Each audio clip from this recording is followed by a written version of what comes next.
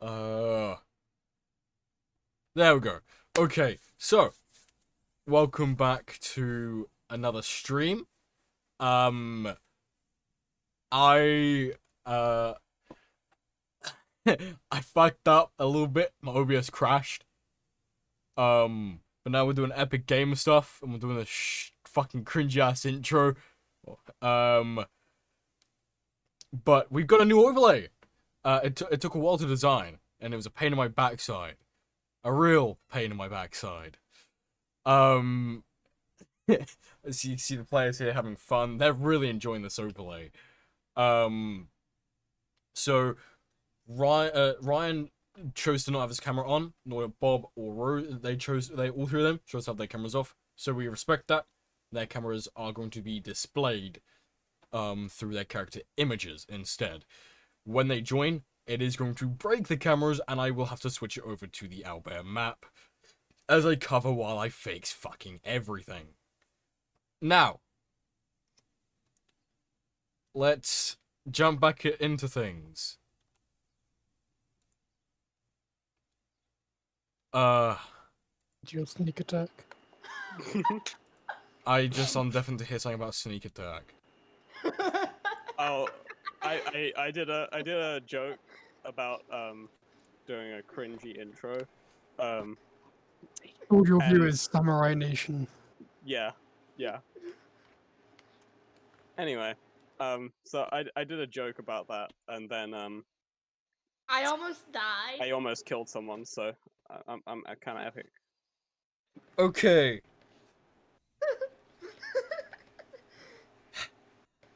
Brady, do you want to do the recap? We're still in your we're still in your arc, you know? The Red Hand aren't fucking gone yet. Yeah, I guess. Yeah. Okay. Oh, So, just like paint it black. I see you red, don't I want to paint it black? if I remember correctly, I hope. So, a character called Norian got introduced. He's on a quest to find these 13 like mythical weapons. I'll be honest, I forgot the name. of what they Horrenda. were called. 13 Horrenda weapons. Otherwise known as war-ending weapons, I believe. War ender. War Ender, yeah. Yeah, he went on. He basically wanted to go look for them. There's a rumor that there's one hidden under the manor that we're currently staying in. My old character Silas got revived as Vagar due to possession and possessed items and other BS. But yeah, Yes, he's now back this as Vagar, wizard but magic. like yeah, a darker version of himself, I will add. Then I got questioned by basically everyone because they all thought I was weird for coming back, and we have plans to go to. We have plans to go to the next area, which is called, if I may have some help, please. What's it called? Misty Forest. It is in the southeastern region of the Forgotten Realms, also known as modern-day Faerun. Yeah. So we are now on a mission to go to the Misty Forest to basically train and get better. And have control of because your there's a guy. strength. Yeah. Person. Because there's like hard things that we're gonna have to fight. Yeah. Yay. Yeah. Alright. So. Yeah, there's a guy who can instantly fear people unless you can get over a 29 in the saving throw. 34. So it's 750. You know, this is... Anyway. So. The day has passed by moderately. You all wake up feeling replenished the following day, with remembrance of the task that you are to head to the Misty Forest down south. You are to head to the Misty Forest down south, and... But before all that, it's breakfast time. Hey, breakfast. Big. I'm not gonna bother moving the tokens. You guys see it. Yeah. You know. It's on the stream anyway. People know. Yeah, but you know, I will move Lincano because I'm just that guy. Okay.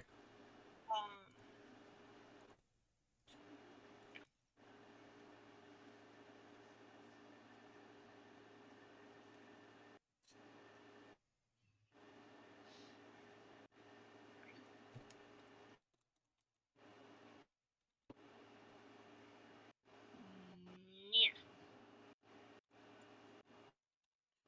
Yes. So it is now breakfast time.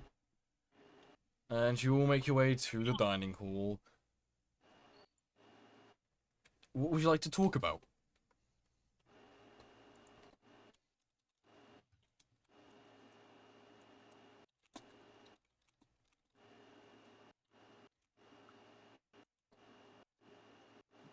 Well,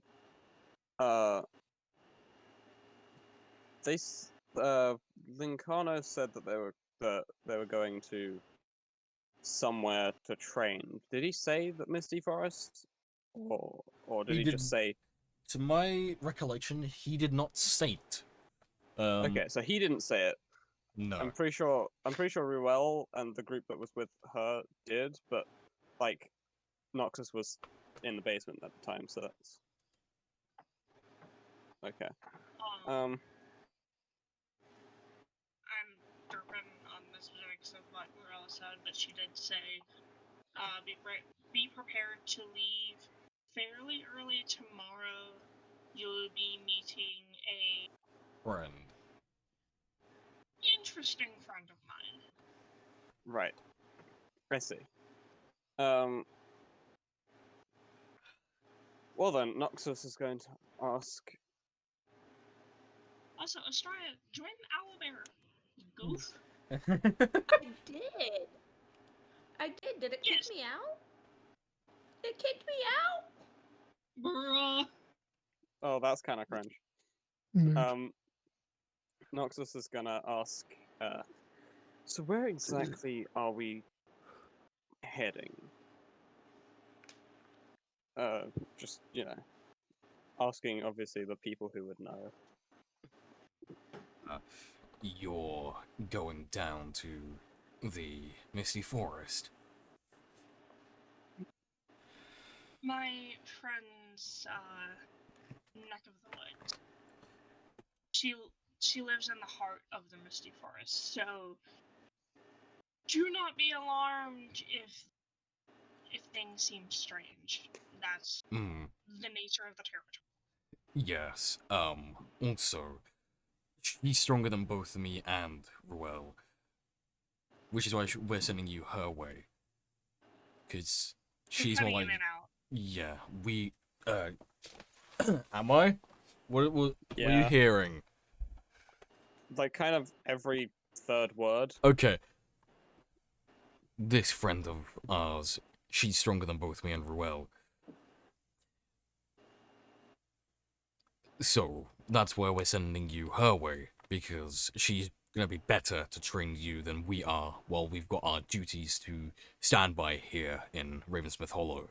There's only so much we can put our attention aside for before we start neglecting our growing town. Well, you've now my interest. How'd you come to know this oh so powerful person? Her name's Arvine. She's a Circle of Spores druid. So, like me and like Scooter, she's one of the more combatant-focused circles. She does have a companion by the name of Amba. Amba is a snake of some sort, and has quite the bite. So do not try to go after Airline, otherwise you will, as she referred to it, get the hurt shoes. Sorry. In Well, that's noted fairness, then. we met about, kind of glances over to Incarno, about a decade ago, give or take. When? It was when I was helping with the illithids. Yes. And the way she said illithids, you can hear the disdain and anger. Yes. Fear. We won't talk about that too much. But for you, Noxus, and you, Silas. That's Yeah, not they're gonna. the name. Oh boy. Some of this training is also going to help you hone your weapon of Herenda. This training is going to help you strengthen your Again. skill. What? I'm speaking fine. Brad, turn I off think the it's turn off the Chris autofilter. You know Turn what? off the autofilter. No, you are going to hear my fan, and this is going to piss me off. Yeah, well, I mean, you can use the filter without using crisp. There's two. Yeah, I different know, layers. but trust me, you'll Yeah. hear the fan. Okay, you don't. Good. Thank fuck. I just right up in my microphone.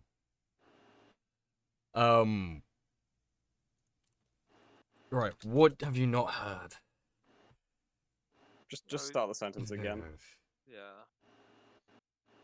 For you two, this training is going to benefit your connection with your weapon of Herenda, and maybe even bring out some of its latent abilities that even we don't know exist.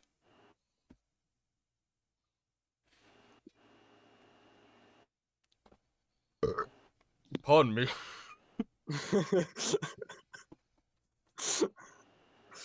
And with Arvine, I know how she thinks. I know how she works. She's gonna want to get a benchmark of what you guys can do, so that way you can then, see the differences, see how you all have improved during your time with her.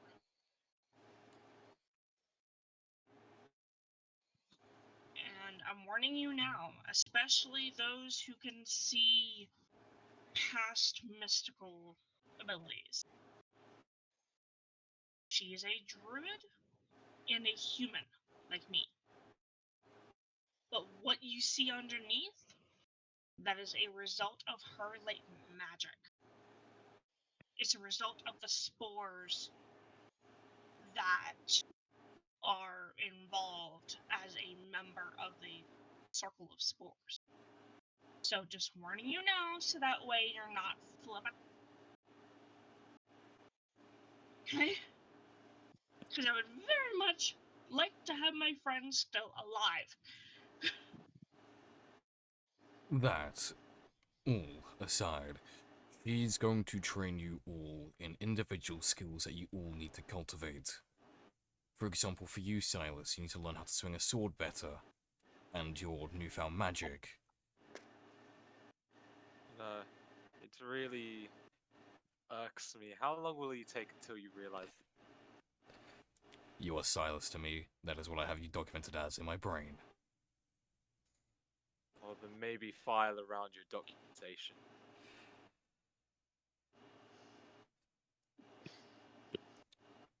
For you, Noxus. I'm ready to leave, but I'll wait for everyone else. For you, Noxus, for example, you'll be able to strengthen and enhance your fire.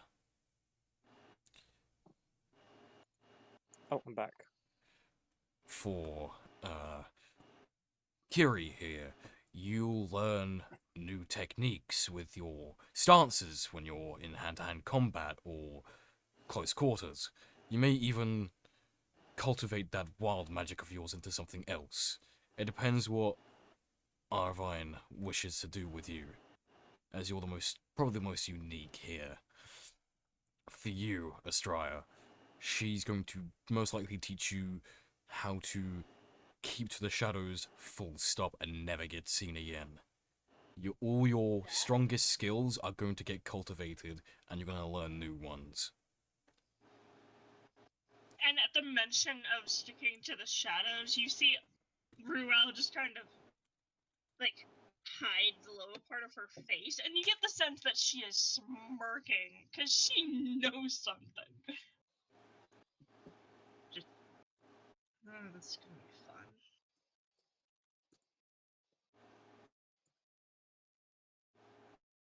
But, all in all, Arwine is going to train you. I will not be joining you. That is because well, it's twofold. One, I have to help Lancarno, take care of our home. Secondary, and this time she actually looks at Lancarno. I plan on making a little trip to home and train with some of our eldest friends. Understandable. Well, without any further ado, you all should head off. I will investigate further the rumors of a weapon of Herenda underneath my home, and should I find anything that's of use to any of you, I will surely pass it on through letter, or visit you myself.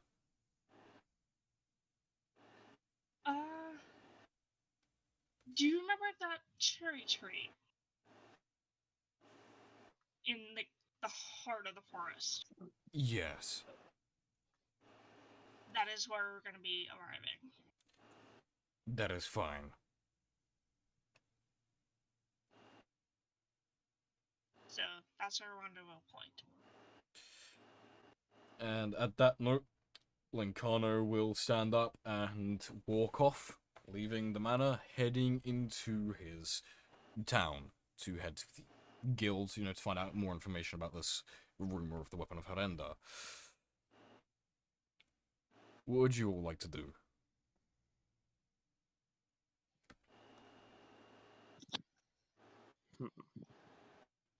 Well, I was saying last time I wanted to do a training with Vega, because we was discussing that. Maybe I could teach him a few things. He could teach me a few things of magic. See where I that think we're goes. gonna be going But yeah, very it's- soon, so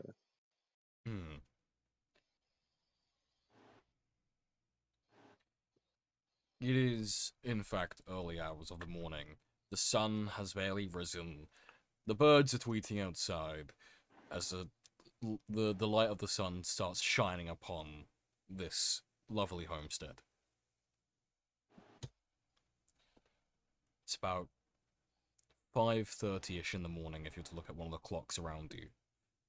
I say one of because there's way too fucking many. go to one of the dojos, do some light exercise and training then.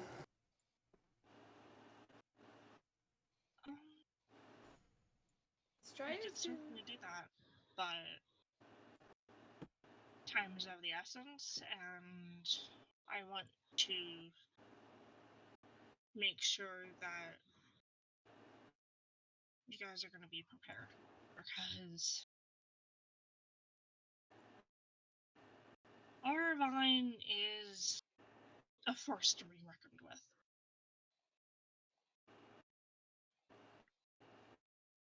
Strider is going to look at Ruel and be like, I'm just gonna go back to the training room where we have the remains of Argo and just sit there and collect my thoughts and say, and she's just gonna shrug and go, "You'll know where I am. I just need some time, especially because it's still processing that I lost my best friend."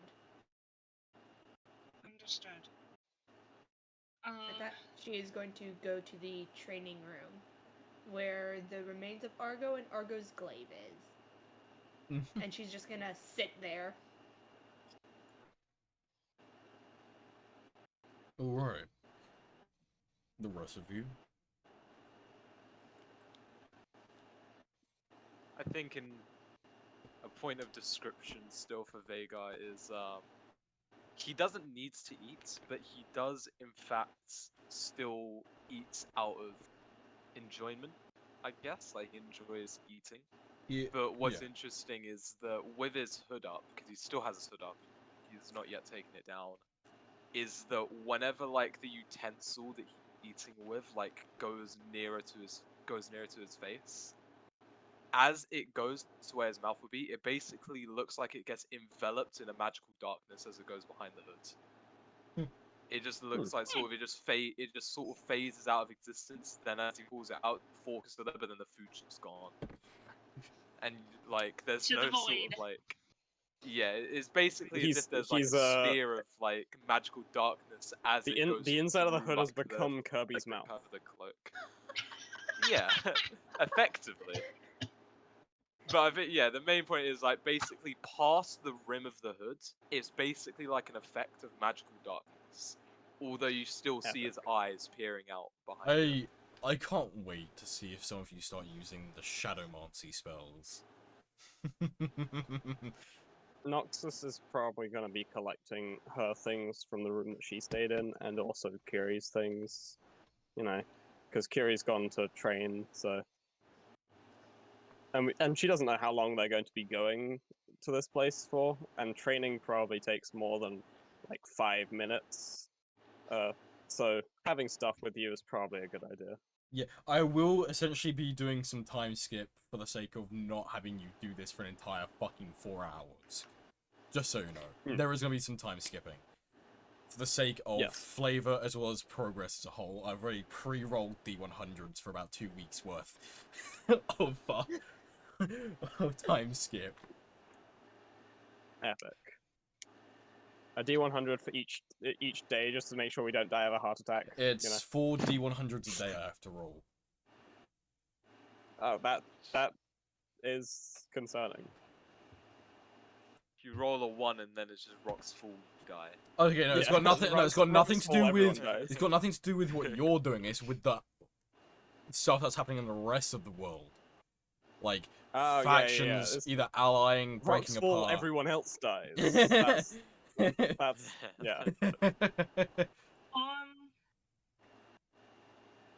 Something that I forgot to mention last session, but I want to bring it up now. Ruel would have had a heart-to-heart with the wildfire spirit, basically trying to sort out, okay, what was the situation that had you recognize Noxus? Like, what was that whole deal? Oh, so you're speaking to the cat?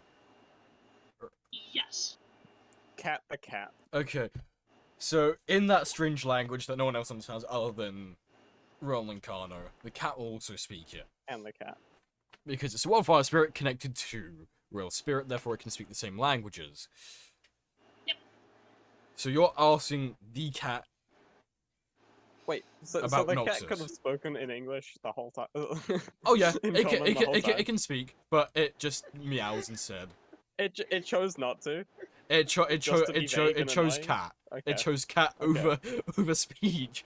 Anyway, so can you repeat the question, Yeah. please, Alasia? So you guys are just hearing meowing from the cat, and I'm just seeming to understand it. No problem. So, can you repeat the question for me, please? What was the situation that had you recognize Noxus?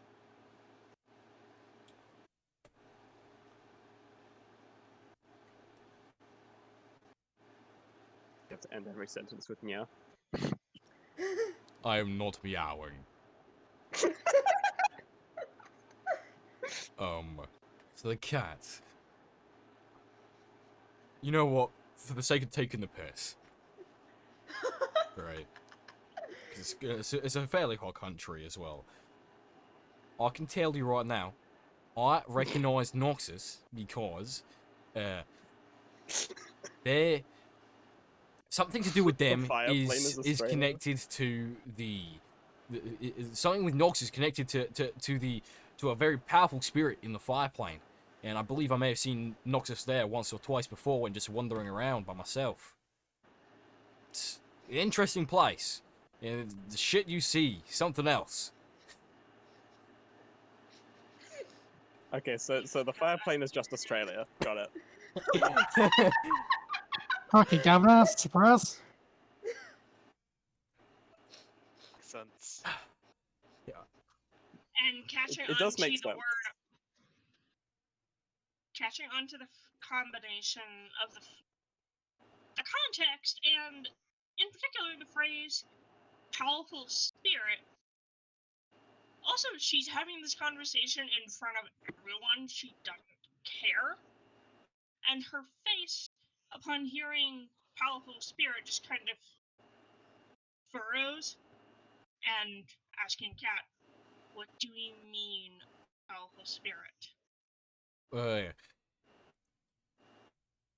I can't really explain it to you. You're gonna have to speak to Noxus about that one. It has to do with Noxus and you. I don't know much about the spirit myself. I've only seen it once. I've seen Noxus talk to it once. And I've seen Noxus in the fire plane twice. And that is it. I can assure you of that. But like I said, I know nothing about the spirit and what it's capable of doing. Okay, give me 1 second. I'm gonna quickly switch the screen over on the stream to the whole map because Rosie's about to join. I want to resize everything to correct it. Alright, Gotcha. there we go.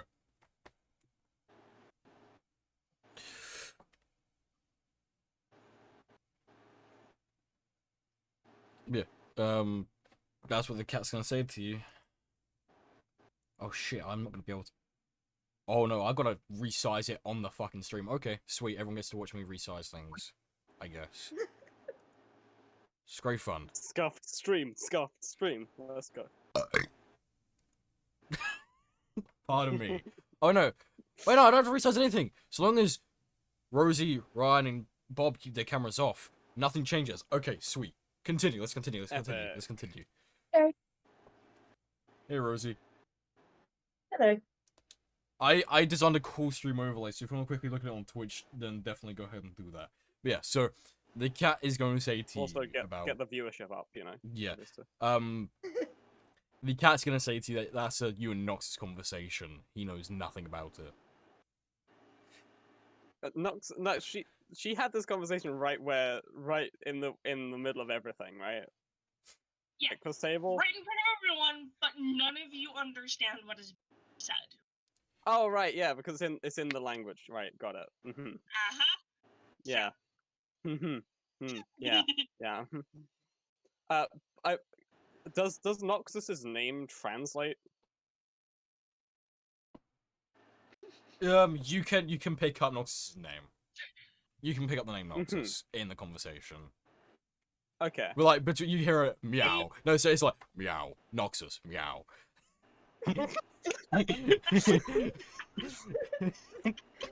That's very epic. Do you guys just like hearing me say meow? It's very funny.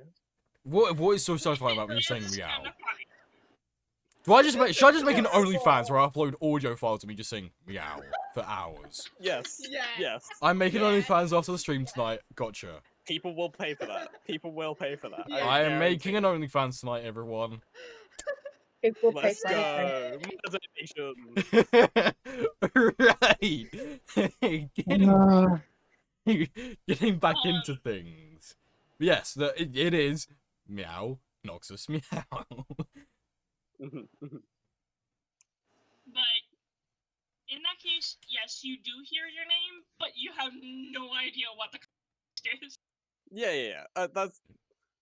that's all I wanted to know. If Noxus was talked about, Noxus would have like paid attention, trying to guess what the context is, but like absolutely not understanding anything about this language because it's like it's not real. It's never existed and never will. So yeah. It has never existed, and it's not native to Faerun. That's the Yes. distinction. Yeah, so it will never exist here. I'm not. I don't think I'm entirely wrong about that statement. And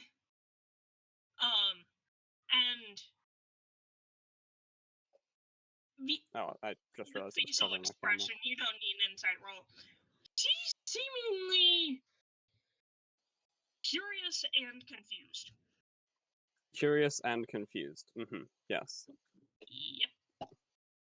And it seems to do with you, Noxus. Like something on the wagon. Yeah.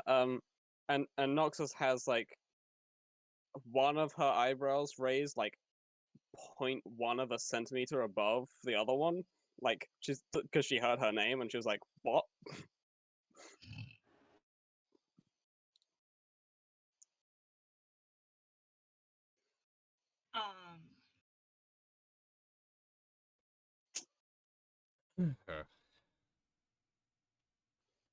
Oh wait, I just remembered. Noxus has gone to get curious things. No, I would think by the time you come back, you're hearing some of this. Okay. Because it wouldn't take too long to go upstairs and head straight back down. Your rooms are right by the stairs. Yeah. Okay. Oh yeah, I forgot about that. Brain is great at remembering things and also looking at the map that's there. Yeah. So, I what are you guys doing still? I can't tell you what to do. You gotta tell me what you want to do. Sky doesn't know what she's doing. She's got no clue what's going on. The Sky's missed a lot of things, and Sky also speaks in third person, which is pretty insane. Sky's just been sleeping. Sky sounds very tired. She is. She's just been getting like high in one of the corners of the house. Okay. She has no clue what's going on. To fill you in, since Bob has also arrived. By the way, welcome, Bob. Hello. We are quickly having breakfast before you guys head out to the Misty Forest, where you're gonna train a little bit. There will be a time skip. We are doing anime type shit here. We do time skips. In this house, we time skip. But yes, before you all leave, to go to the Misty Forest to start your training arc, you do some Rocky training arc type bullshit.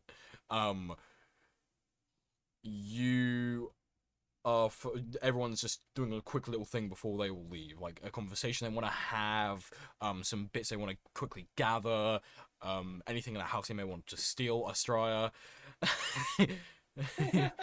No, they're friends of Argos. Let's try and steal from Argos' friends. Contemplations of events that have happened recently, stuff like that. So basically anything you want to get up to before you then leave to the Misty Forest. Juggling the candelabras, whatever. Yes, literally anything that you can do in the house before you leave. You want to shit on the floor, then you can go and shit on the fucking floor. I would not advise it, because the cleaners will not be happy, but you can still do it. It would be rather uncivilized. Yes, it would. So How uncivilized. uncivilized. Disgusting. Oh, you're so disgusting. Anyway, yes. So please help. You've not been taught manners. So please help me. So Noxus, you've come down the stairs and you're hearing some of this conversation between the cat and Ruel. And Noxus has just heard her name as Ruel's talking to the cat. Yeah, meow. And the Noxus, meow.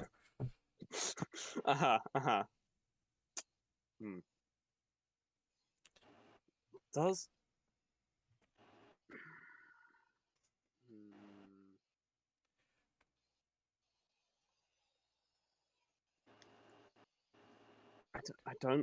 I don't know if Noxus plan to like get Roel on board with any of the things that her patron wants. All I'm saying is, do what makes sense right now, especially after you've heard your Yeah. name being said by a cat, which is also off the fire plane. Yeah. Yeah. I can't tell you what to do. I can only advise. No. I know. Noxus was that's No, like, Noxus can't think. Noxus does have a brain. She does. No, It does exist. Noxus shares a single brain cell with Kiri, No. and each half is fighting for second place.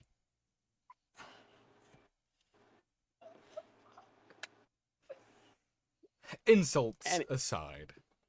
Anyway, so Noxus doesn't know how to get Roel on board, but she did just hear her name coming from a cat.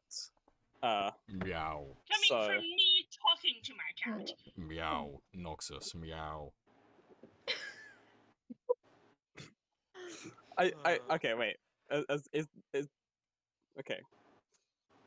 Did Roel says Noxus's name and the cat says Noxus's name, or Just Ruel. From the cat, you only hear meowing. okay? Meow. It's too funny every time. I'm not gonna say meow again. I swear. This is reverse bullying. Oh shit! I just spilled coffee on myself. Fuck!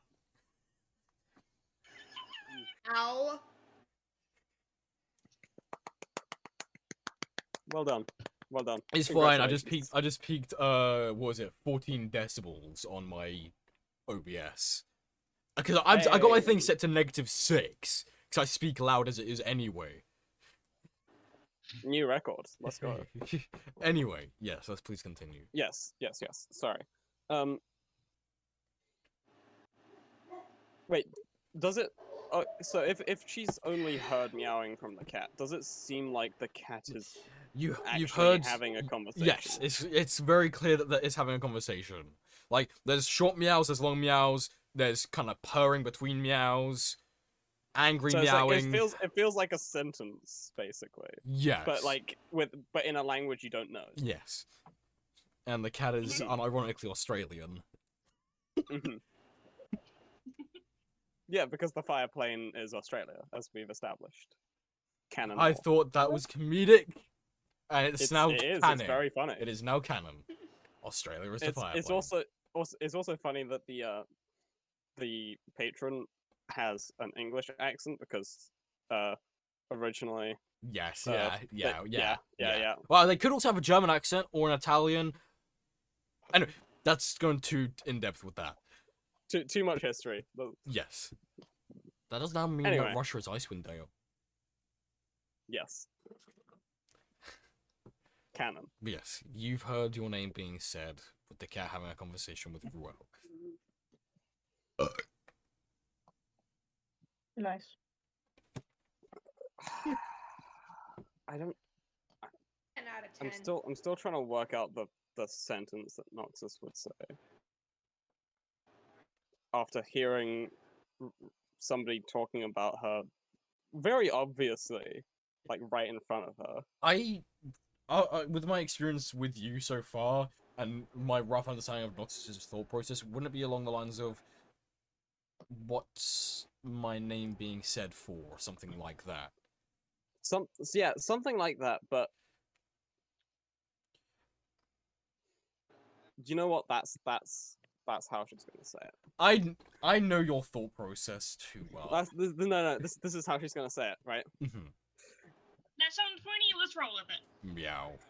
It's usually considered rude to talk about someone when they're right in front of you. Well, in Meow. my defense, the conversation did start when you were upstairs. Meow. And kind of boops the cat, dismissing it back to the fire flame. Banishment boop. You're dismissed. Boop of dismissal. Anyway, but yes. Do continue. I was simply asking my wildfire spirit why they recognized you. Yes, that was something that confused me as well. But I kind of assumed that it may have seen me at one point or another in the fire plane. Seen you twice apparently in the fire plane. Interesting. And one of those instances was wandering about, which, in fairness, I do the same thing. You're not the only one. Second instance was in conversation with a, as they put it, powerful spirit? Yes. Care I to see. elaborate? Because I am quite confused. Mostly curious. It's someone I came to know about how long ago was it now? Actually, I will need. Yeah, I know. We didn't Yeah. actually set a time scale. It would. You would have done it.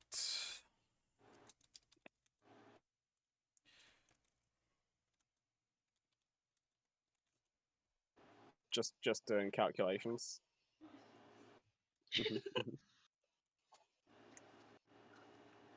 Casual calculations during D&D. Huh, Nothing yes. new. No, that makes sense. Okay, that's good. I think that's that good. makes sense. Okay, yeah. We're doing math without the Wait. math rocks. Wait 1 sec. 1 sec. Let me just. I'm just double checking Oh, something yeah. because I have. But yeah, while you're doing that, dice collection. Oh no, that makes these- way sense. This That's is fine. the clickety clacks. Oh, the clickety clacks. Oh, cool. Clickety clacks. It's time to attack. No, it's not. Yes. So after Noxus says that, she says, "Yes, I think it was 12 years ago. I may have helped them out of a predicament a couple of times."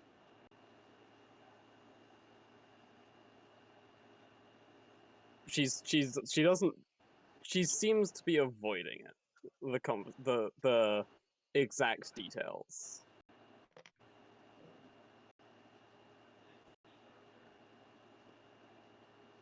Well, with how... Hold on. And you can see her, like, starting to process something that happened during the battle. She was there when you popped out of your talisman. Is the genie bottle. Yeah, out of Yeah. that. She saw that. Correct. And the mention of certain types of magic being utilized. Yeah. She's starting to connect the dots. Yes. And just... And she kind of glances down at the bottle on your hip. It probably would be on an inside pocket. She has taken it out before because she uses it to focus, but it would probably be on an inside pocket because, yeah. In that case, she wouldn't have glanced at it. What? I know there are many different kinds of warlocks, but what's your patron?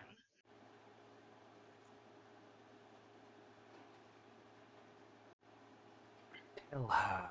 She needs to know. After all, she's the catalyst.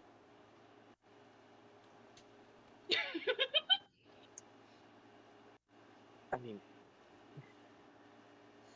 and now I'm just thinking of this guy's like just some English prisoner who was sent here hundreds of years ago, and it's really funny to me because obviously the fire plane is Australia.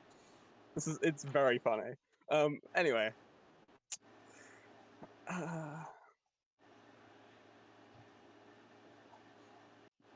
Noxus,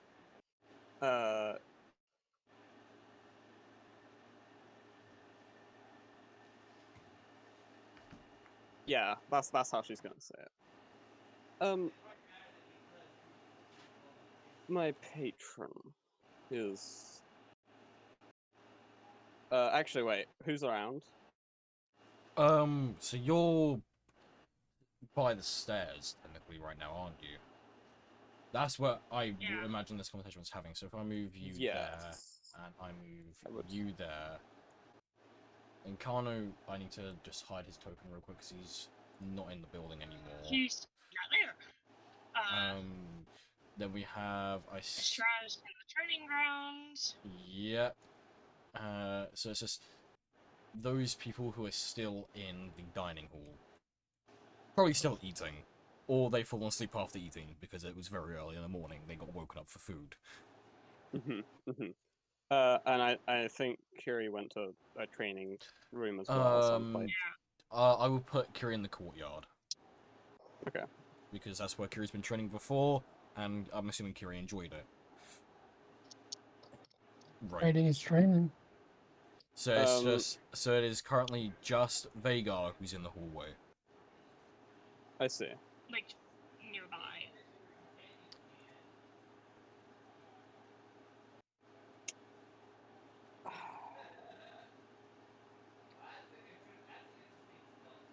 Okay, she's speaking quieter than she was.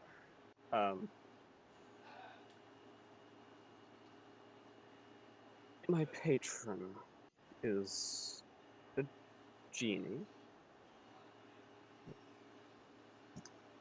And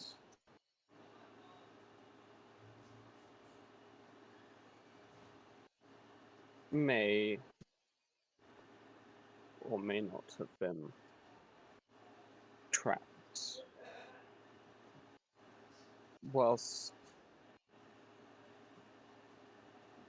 well, they were trapped at some point in the past anyway. And I helped out.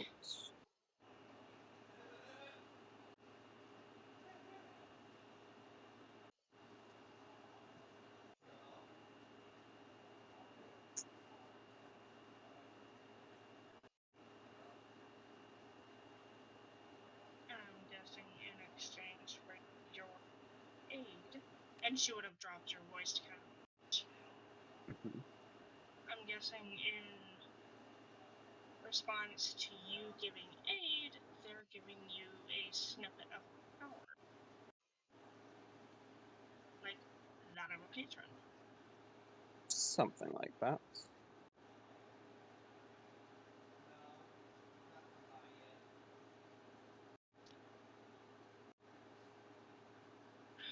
The only real beings who can survive being in the fire plane are beings like you, those with infernal blood. It just comes with the territory.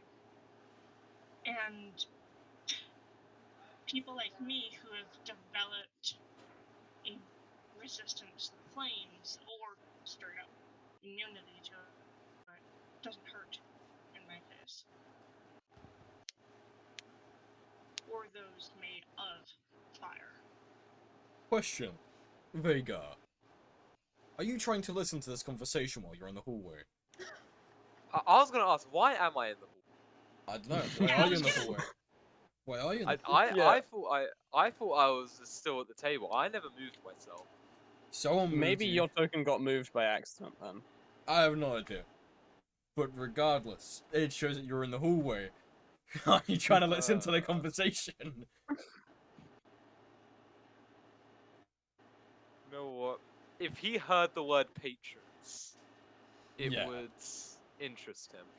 In that case, roll either a perception. Yeah, no, roll a perception check. And Noxus was trying to speak quietly, so do I roll something? Both of you I was roll. also trying to speak quietly. Both of you roll a stealth check for me. I roll stealth checks at advantage, so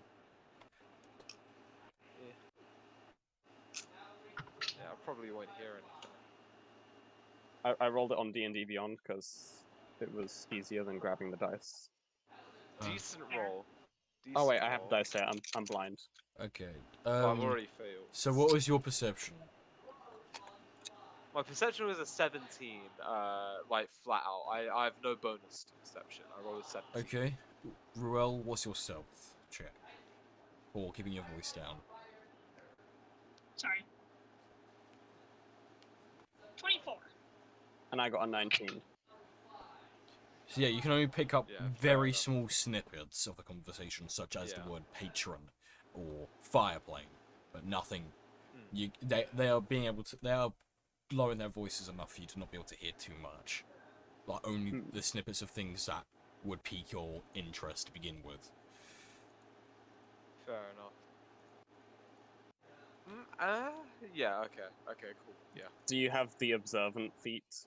I was looking at my feet, so I saw I had alert, but then I realized that doesn't do anything for like No, perception. no. Observant. That's Observant's just the one for lip reading. Yeah. Yeah, Yeah, no, I like basically observant. don't- It's a good feat. I don't um, think Oh, yeah. Vagar wouldn't really be interested in trying to sort of eavesdrop anyway. I think nearing the end of your conversation, he would just actually just straight up approach. He just approach you two if he was in the hallway.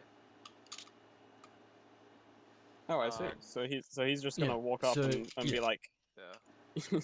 Are you? So Yes, sir. patrons. Yeah. Huh. no, no. So- I heard you talking about patrons and. Yeah. Yeah. So as you two bring a closer conversation, as you hear footsteps on the carpet down the center of the hallway, and then footsteps on the tattered tiles, you close your conversation, and you're met face to face with Vega.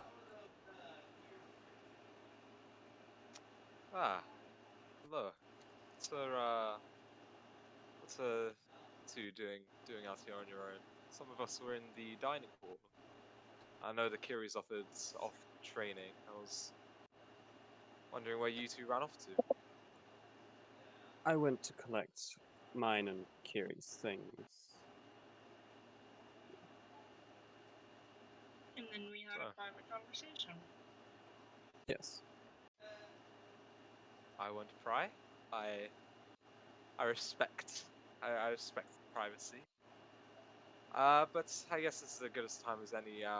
Well, I was planning on asking, irrelevant of anything that's happened recently, what is actually going to happen with your friend? Because the way that Lincano spoke of her was interesting, to say the least. You are going to get group training and one-on-one training from our to harness your abilities Yes. and learn what else you can do. Yes. It's a way to get stronger. Okay. The main thing I wanted to know, and if you can't answer, that's fine. I expect I should have probably asked Lincano, but he mentioned to, funny enough, me and Noxus specifically about our Harenda weapons.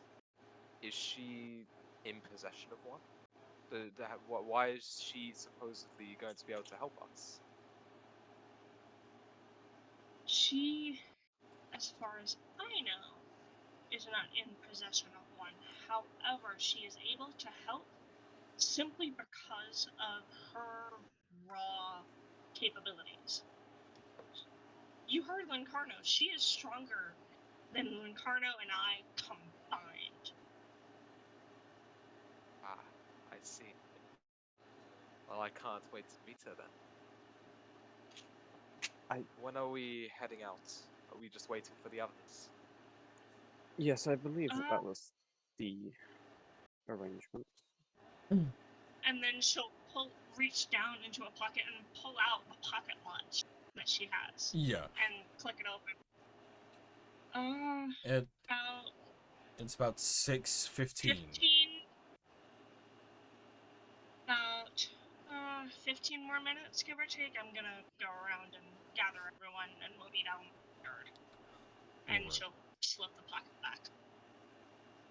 The pocket watch back. Yes. Well, in that case, I think I'll go wait outside, stretch my misshapen wings a little bit. I'm not sure if I saw a function in the test. Okay. Fair enough.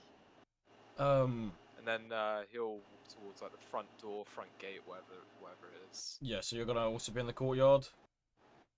Yeah. Alright. Yeah, so you're just gonna essentially stretch your wings while also watching Kiri train. Now, Yeah. before we move on to that,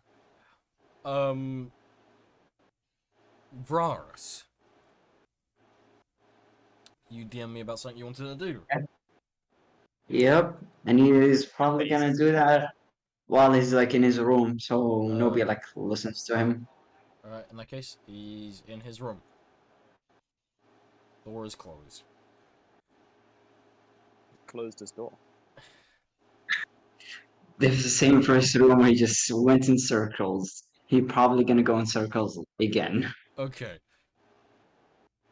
So, So that is basically like from his like pocket, he would take out some kind of like emerald like amulet that has has a skull shape on it with like two ruby like eyes on it.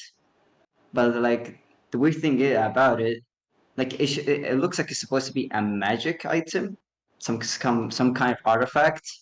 But at the moment, it does not seem to like have any light on it, or it just looks like some random amulet.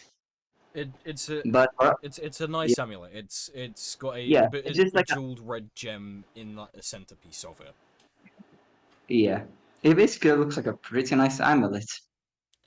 But Varus will actually like begin to speak to it, like while he's just walking. Sorry for not attempting to contact for a little while. Is I've been kind of busy for these past, I think, 2 months now. I forgot. I not great with time. Never was. But yeah, I don't know if this will work today or I have to try it next month to get in so you could listen to me. Yeah, I haven't heard you or talked to me in like 2 years now. But if you are listening, can you at least give me some kind of sign what I'm supposed to do? Last thing you told me is hunt down some random necromancer that I already finished off because you hated them. And when, like in your words, what you told me is you want them to see them fall and just laugh at them in the background. So so Visco, what am I supposed to do next? Kind of lost right now. The You gave me, silence. Your yeah. the gem in the amulet flashes for a second, and then nothing. Absolute silence. He breathes in and breathes out. Well, I have no idea if he could hear me now, but I hope he did. He hasn't talked in 2 years. And he like puts back the amulet inside his pocket and begins to walk out of the room, acting like nothing happened. Well, more like while he's walking out, he's talking to the air. So it's still Saint Boraris talking to nothing. So is he still talking to the amulet, or is he now trying to talk to his ghost? Yeah, to his friends, ghost friends right now. Okay.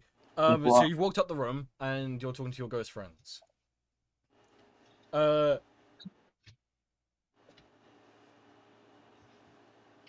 Ruel and Noxus, give me an Arcana check. Who? Wait, Well, one sec. Where's my dice? Hello. I've got dice now. I went to grab them. Arcana check. I got a 19 plus 6. Let's go. So whatever that is, that's 25. 25. I got a nat 20 for a total of 30. Perfect. Oh shit. Oh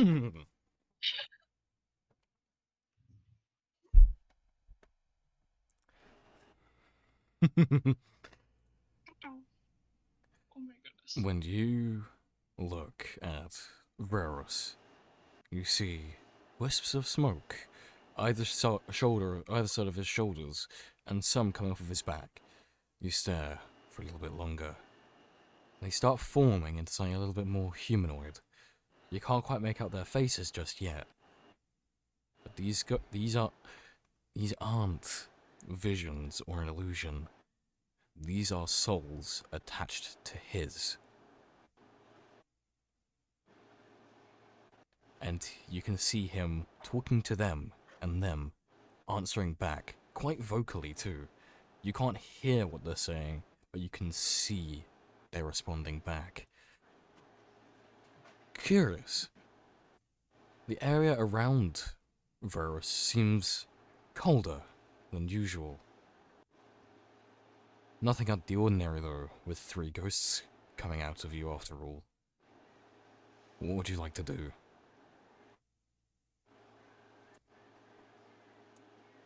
Noxus, to herself, is just gonna say, so he's not crazy. That makes a lot more sense. Ever heard of Calistar?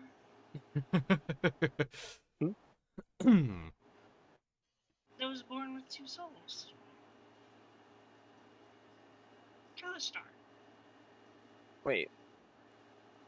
That's one of the D&D races. Kalashtar is a genuine race. They have okay. they're basically They are split between Jimmy planes if and I'm material not planes. yeah, they're basically in a way they're also kind of like Goliaths. They're very tall, and they have psychic resistance. It's like their Yes, minds yeah, in the yeah, dream yeah. plane No, and their bodies I in know the I material know plane. of these. Yes. Yeah. Well, I could give you my own law for it. Actually, wait. You should Oh. know one. Yes, no. My brain's kind of like a bit off because I've been doing like nothing but studying for like my OU for the past week.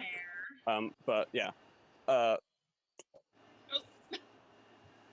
Oh, who I lost died? a scooter. Oh. Okay, right. So Noxus is going to say, yes, but that's different from this.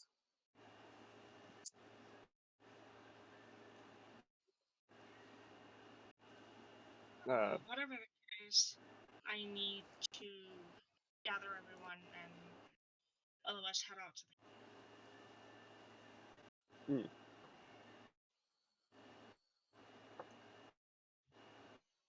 Noxus is going to say, I'll get Kiri. Oh wait, no, Kiri's already outside. Never mind. Brain off again. I'll just say nothing. I'm brain stupid.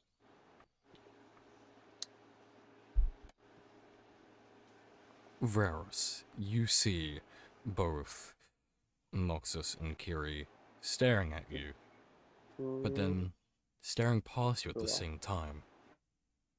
Noxus and I mean Ruel, sorry, my brain.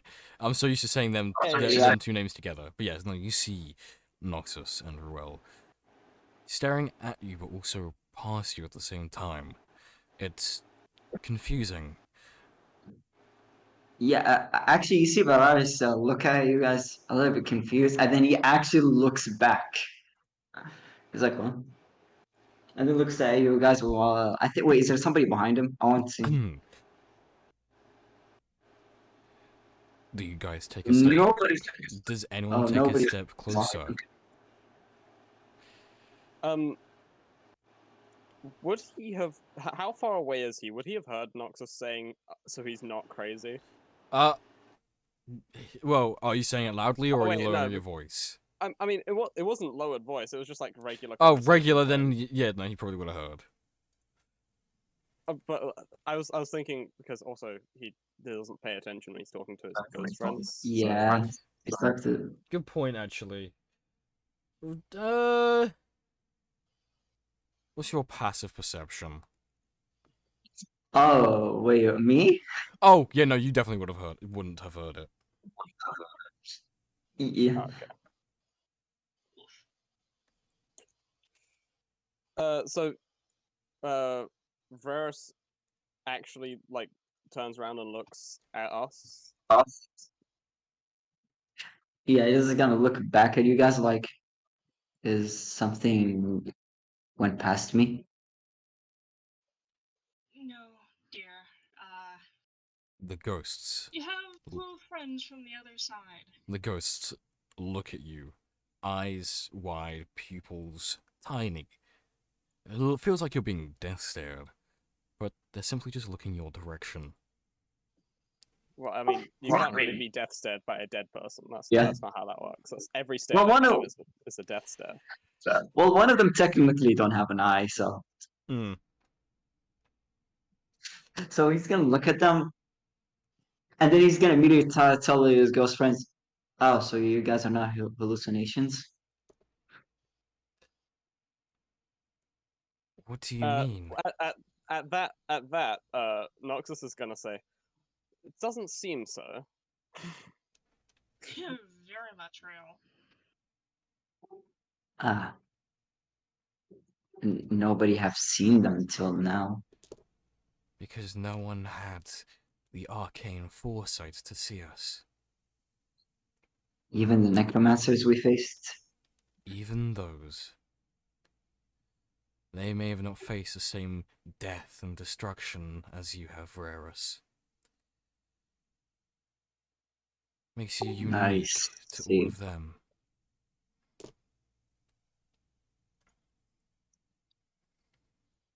Well, Me that's invited, something new. loaded out. Sorry. It's, hmm. So now you guys see them. That's kind of awkward now, actually, when I think about it. You guys do what you think is right. I'm gonna go for a fucking piss. Okay. I Um, wanna- Well, if you think casual conversation with the dead is a bit weird, wait until you meet Arline. She takes it to another level. I don't think he thinks it's weird. I think it's weird. He thinks it's weird that we can see them now. Hmm. It's Well, interesting. I also speak to an amulet. That's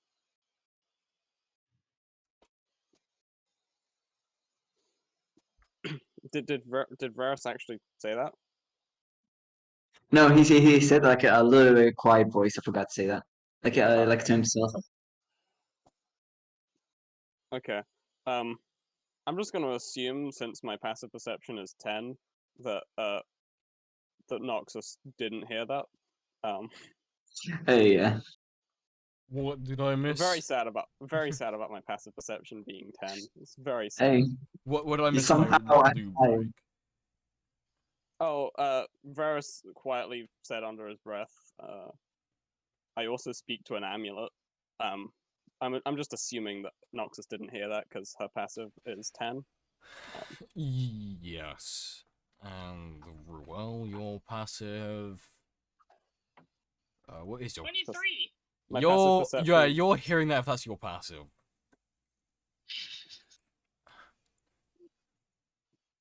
The perks of having perception as something you're familiar with. Yeah. Yeah. That's why yeah, wisdom I casters, in wish. my opinion, are the better ones, because you have to focus wisdom and wisdom also then means, I can see. Yeah, wisdom means you can do all of the things. Wisdom Also, means you can intelligence see. cost is for investigation. Yeah. You know. When really, when I mean, the fact that wisdom correlates to fucking sight is strange to me. It's not sight, it's knowledge of things happening. Right? Because like everyone can see, but not everyone is perceptive, you know? Okay. Yeah, so you would have heard that, Ruel. That And just whisper kind under of- the breath. You see a raised eyebrow. Either way, please head out to the courtyard, both of you. I'm going to go get the others and meet you guys out there. Noxus is just gonna nod and then follow after. Actually, just go in step with Ferris if they're both heading that direction. Yeah, Varus was also gonna head to that direction. Oh no, now Nox is gonna listen to these ghosts talk. Wait, can she hear them as well? I believe she can also, right? Brad, can Noxus hear the ghosts?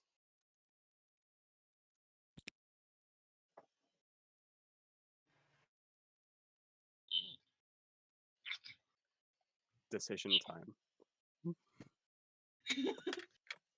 You rolled a 24, Roll it didn't before you? even or odd? I rolled a 25, actually. 25.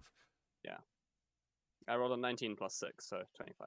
You would not be able to catch what they're saying. Oh. Wait, so I can see them, but I can't hear them. Correct. Interesting. I wonder what that means for 30 during that brief moment. You definitely hear. 30 plus.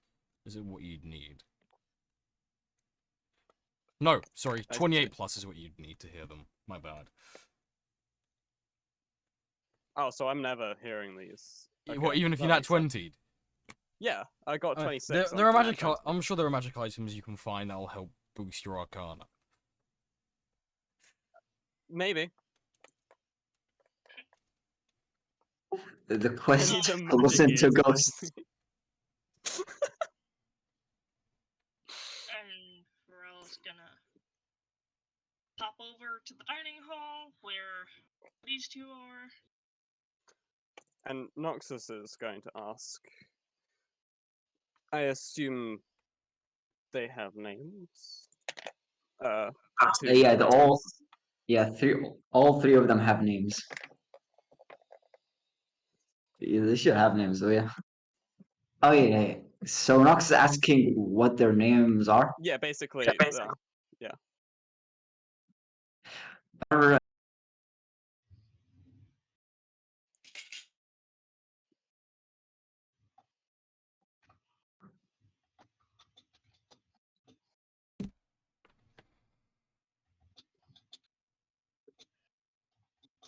Okay, this is way better than tap to speak. It's annoying me right now.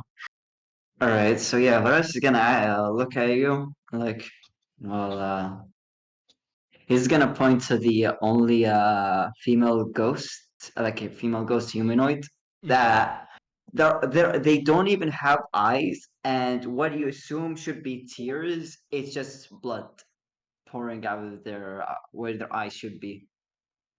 Lovely. Yeah, it's lovely. Yeah. Well, that's over here. You have Ash, and then he points to the skeletal-like ghost who basically their jaw is just like full on just skeletal, and that's William over here. And then he points to I forgot what you call what do you call the third creature from the Summon Undead? Like the creature has like a weird. Is it I mean, white?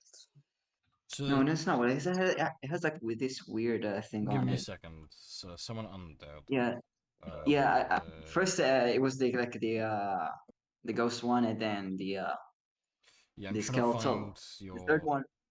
thing for Wait. it. Where is it? Sorry, I forget.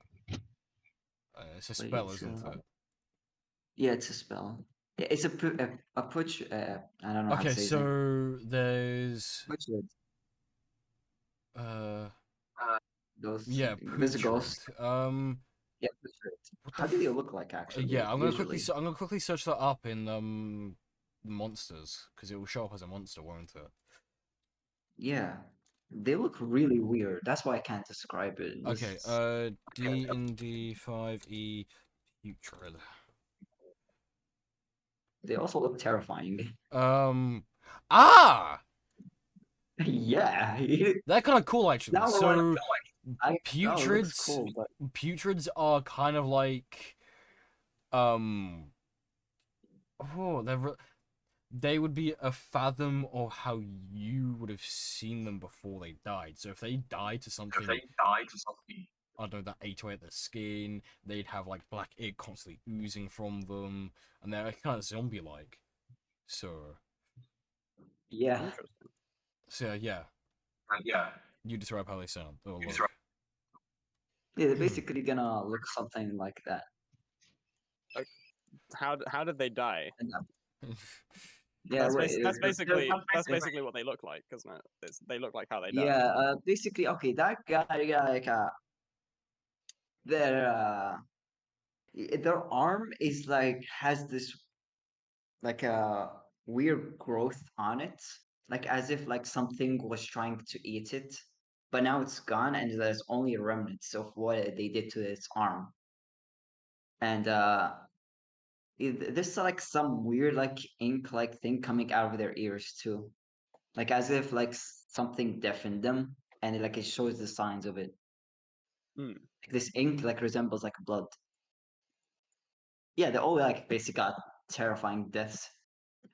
I see. Also, they don't even look like adults. They actually all look like teenagers. Like what you assume is like the age of 16. That's actually very 16. yeah, that's actually kind of very significant information. I almost forgot about Yeah. that. Yeah, they now So adults. they all died when they were children. Yeah, they basically die before they reach young adults. The portrait one is like Finn. Is their name's Finrad. So there's Ash, William, and Finrad. Hmm. Okay. Noxus is going to say, and they've been with you for the whole time I've known you, I assume. No, it's they've been there ever since their deaths and when I got my powers. I guess it might result because of Visco's strength. It's a I don't know if you know him. He's a legendary necromancer. I guess he probably has immortality at this point since a lot of people still know him to this day. For And you, I sometimes Noxus, sorry, Ryan. yeah. For you, Noxus, you've heard the name Visco thrown around a few times, but nothing more. Okay. Because I know you like knowing about that shit. Yes, I do. I would. You were going to ask as soon as... I was going to ask. Yeah. Yeah, I was going to say. I'm steps ahead. I'm knowing how you operate. Yes. He seems I will two ask you what the steps color ahead. of the chairs are in this room.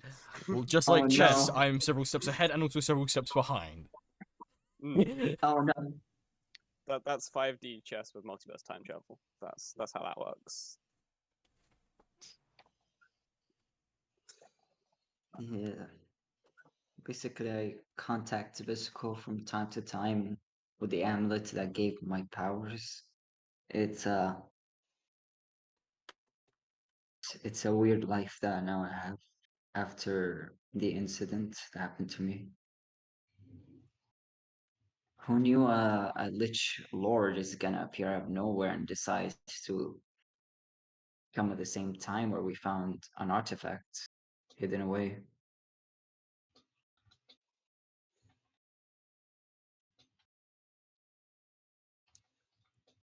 An unfortunate set of coincidences. Yeah. Like the more I think about it, the more I think it's might be planned because of certain two people. I still did not figure that out yet since I left the academy and probably presumed dead. So my parents probably think I'm dead right now, and my entire family. So that's why I just walk around in a graveyard. The old me is dead, so Let's I'm not just dwell on the past for too long. yes. The present is called the present for a reason, and the future is what we need to focus on. To cultivate your strength, to take down those who have wronged your friends, and take down those who have wronged you in the past. You need this new strength. Yeah, I get it. Is that one of the ghosts? You can roll another Yeah. Arcana check if you want to listen. Yeah. I'm gonna try because she can now see them talking, but she can't hear. Well, it. you're also in earshot. So Yeah, now you're in here. So it's easier. yeah, it's a lot easier. The DC's a lot lower Oh, because I you're see. in earshot.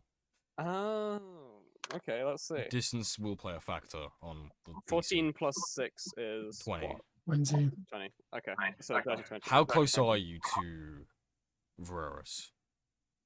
They're probably walking side by side at that point, right? Or Yeah, pretty something. much. Because 5 they're feet? walking roughly Well, within 5 feet of each other. within 5 feet. Yeah. Yeah. Yeah, you hear it. Epic. Barely though. That 30-20 saved you. Yeah. So I like mean, a whisper in the air. So it's like a very quiet whisper. It's a quiet whisper, and if they were to speak your direction, you'd feel a cold breeze brush on the side of your face. Interesting. Also, by the way, Ryan, you have an echo. Oh, I have an echo? Yeah. Great. I can That's hear myself, awesome. and it's very off-putting. I don't like the sound of my own voice. Let's push this speak and push the talk and change the weird. Okay. Okay, I think this is better now. Yeah, it's good. Epic.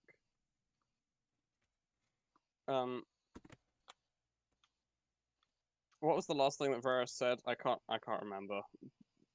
Things happened and my brain just I broke. can't remember myself. ADHD moment much? Yeah. Yes. Mm-hmm. Yes, the new moment. Well, he's basically talking about like some stuff that happened in his past. Oh yeah, talking about his past, Oh yeah. friends being dead, and then the ghost chimed in. Yeah, Like, the ghost said, "Oh no, don't worry about the past. That's happened. Leave that alone." Oh no, no. Yeah. The ghost isn't saying to ignore the past. It's saying to not focus it at this time. Yeah, also, Varus seems like speaking this in a casual voice. He's not even sad. Even though he does look sad. Well, he looks sad all the time. So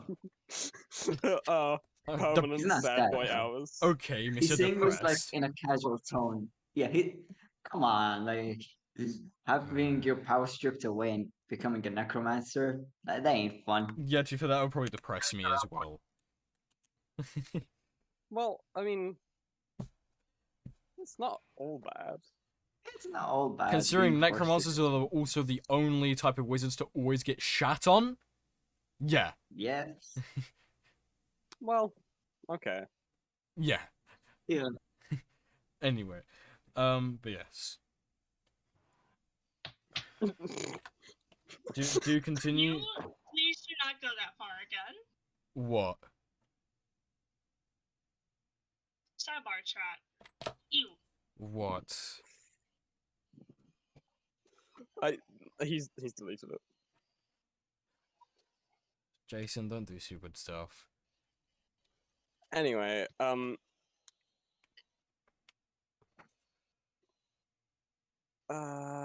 Noxus was going to say something, but I forgot what I was going to say because brain is That's epic. fine. You know what? Just skip it. Yeah. I was going to actually anyway. Yeah. So Scooter and Sky make their way into the courtyard after being gestured to by Ruel. Last person, Ruel's now going to be speaking to Strya to convince her to come with. Yep. So there's going to be a knock on the door to the training room from Ruel. Stride is going to open the door, look at Ruel, and go, "Is it time to leave already?" It's starting to come up to an hour past. Alright. Let's go. You sure? Yeah. Come on. She's going to glance back at Argo's remains and go, "Be back, my friend." Or she looks at Ruel, nods, and then makes a motion with her hand as if to say, "Lead the way." And just Mm. soft nod and starts to lead the way, but is intentionally setting it up where you're actually kind of walking side by side. If that's okay with you. Okay. To the courtyard.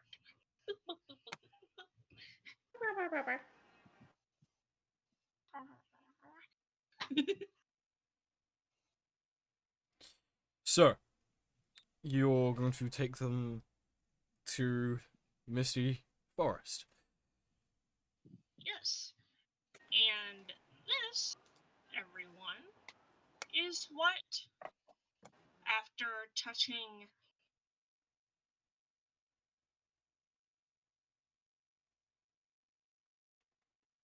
I think that Alasia's Wi-Fi just went poof. Oh dear. Oof. The way it timed up is that cut off right when I had to refresh Owlbear because it kicked me out. Epic. Like, right as I hit the refresh button, cuts off. Wi-Fi is the no. bane of the existence of anything online. Like, if Wi-Fi actually worked, that would be a very fun and good time.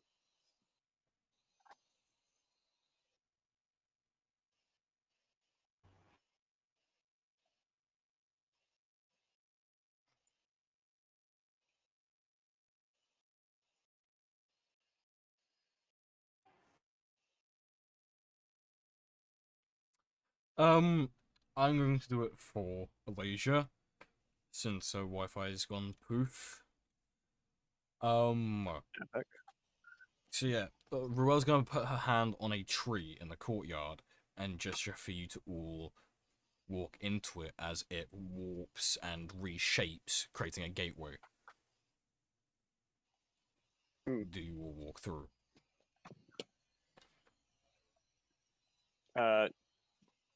Yes, basically. Mm-hmm. Yes.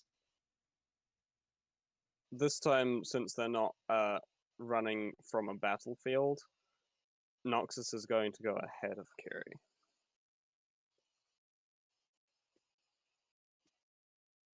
Okay. That's the only difference.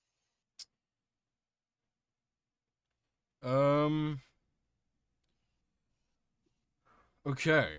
I can't change the map because Alasia's the one who had it set up. She's the one who's in control of the VTT. Okay, so you step through this beautiful redwood cherry tree on the other side, and you're also in a completely different location, surrounded by a very thick mist on the ground and a fog in the air, obscuring vision beyond 20 feet in front of you. But you can tell you're surrounded by lots and lots of trees, and there's fauna, there's mushrooms on the ground, there's long grass here and there, flowers and other plants alike. And as you take a step down, you can feel kind of the mist on the ground, giving the grass a bit more of a wet, squelchy feeling beneath your feet. The one that you really don't like if it gets in your shoes. Mm-hmm.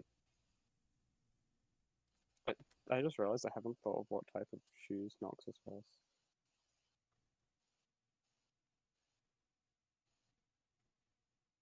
probably a variation of fantasy combat boots. Yes. While you're here in the forest, what do you do?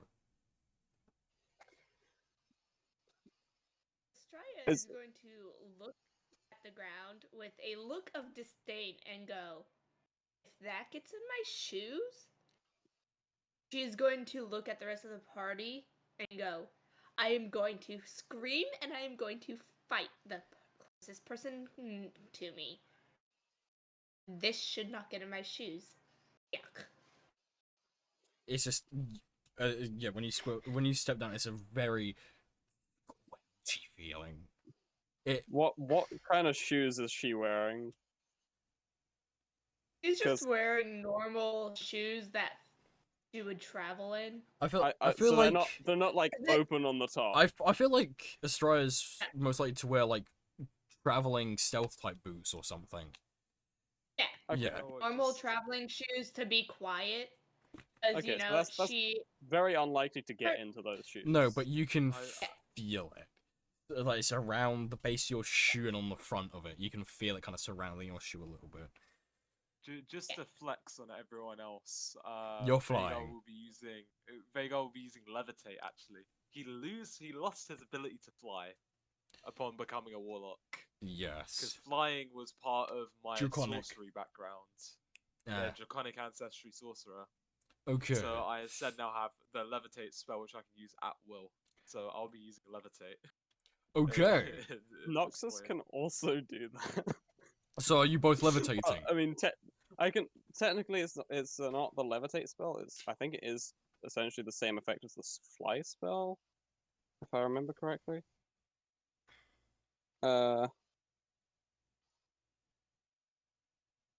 Yeah, no, it just says you give yourself a flying speed. So I assume You can use it like it's levitate. It's fine. you can use it. No, it says during which you can hover. So Yeah. yes, I can use it as levitate, but I also get 30-foot flying speed. Interesting. So it's kind of a mixture between levitate and fly. Okay. Yes. I'm gonna use that. Yeah. You're looking around you, but you can't see much. Just a very thick tree line, the mist on the ground, and the fog in front of you. What would you like to do?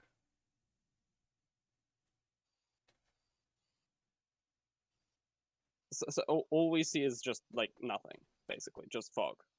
Fog, trees, ground, mist, each other. Unless people are separating themselves beyond 20 feet.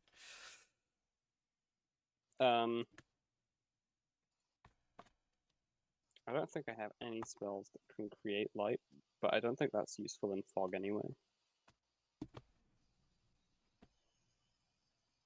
I do not have any spells that can create light. That does.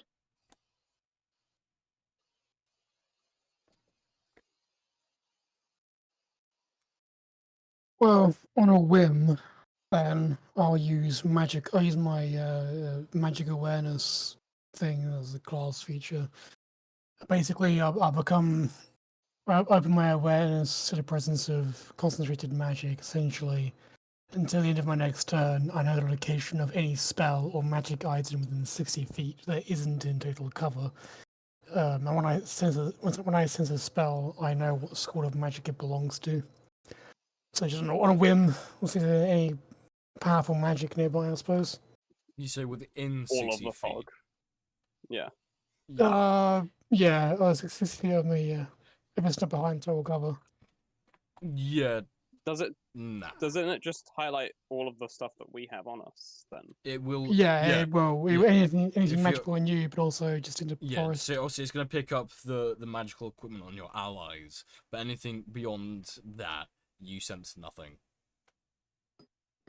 So the fog's I'm not out of magic. ideas. No, the I'm fog curious, is what natural. level should we be? You should be level 18. They got. Oh shit. Yeah, you got a level up last session. I think I did DM you about it. Nope. No one told me anything. Last session, I said we will get a level up. We're level 18, and then near when you joined, I sent you a DM saying, by the way, Sky's still level 17. I didn't receive anything from you. I think it was in the VC chat, wasn't it? Nah, I didn't I DMs. didn't look at that chat, I'm gonna be honest. That explains. Alright.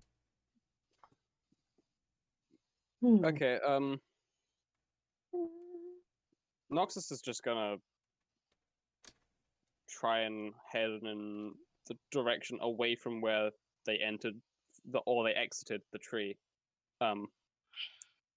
To see if, because she's assuming that the tree is like some sort of landmark, and the direction that they exited would probably be the right direction. So she's gonna go ahead a little bit and see if she can see any further in anything, any sort of path or anything. Okay. So you're taking. If you look at Alabama, Yeah. you will see the updated map So now. you're walking in front of you a little bit. Well, the scaling is that although each square is meant to be equivalent to 5 feet, between on the map when you're looking on the map, you see that other person. Between you and that person is like a good 70, 80 feet. But also, Okay, scaling. so she's moved forward to about here. Okie dokie.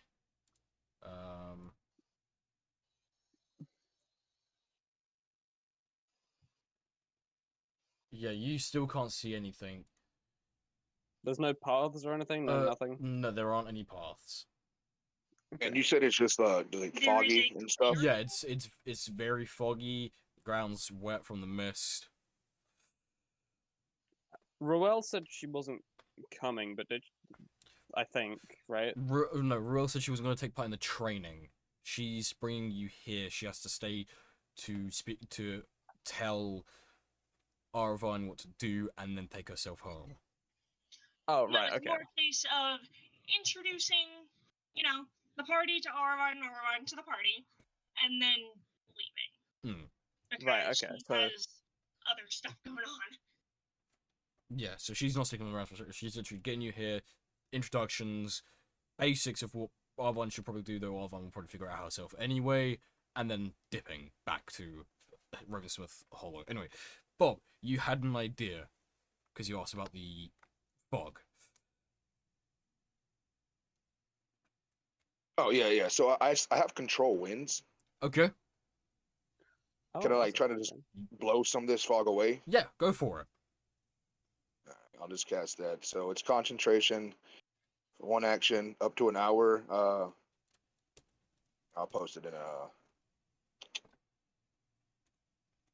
on roll 20 D&D Beyond cast. So you is it a somatic spell as well, where you have to do hand gestures?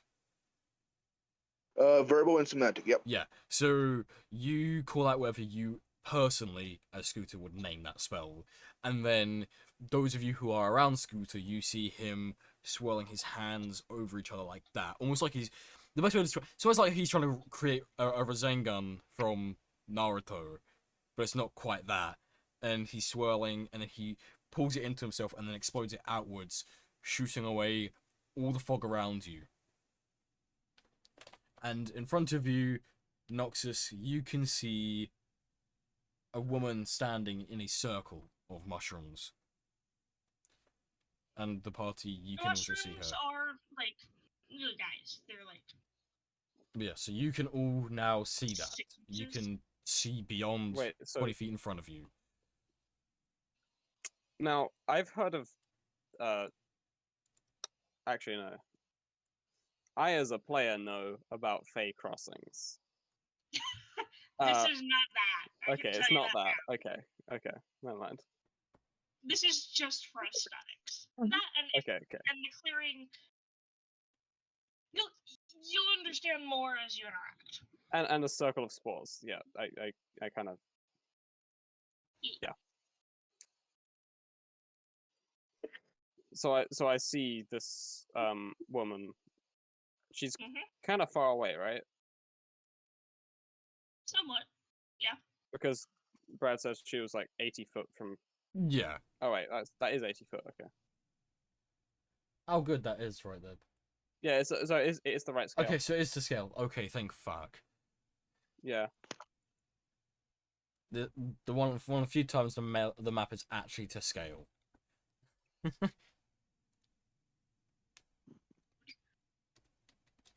So yeah, what would you do? You see this clearing and you see this person surrounded by a lot of mushrooms.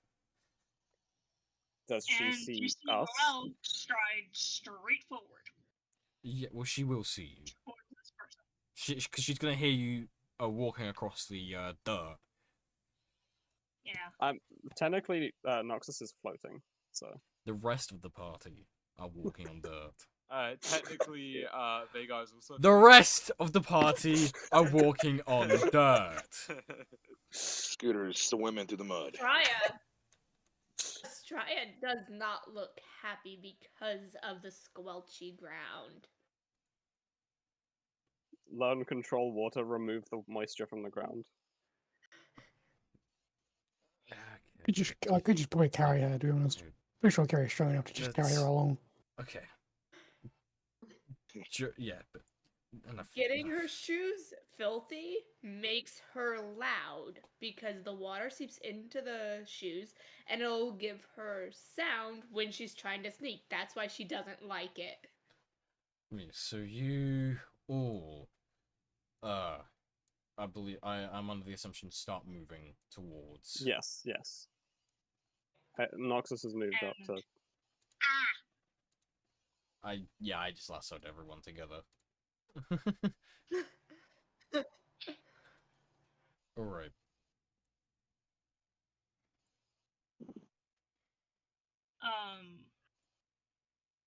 As everyone gets closer and closer, let me see. Hold on, not draw, measure.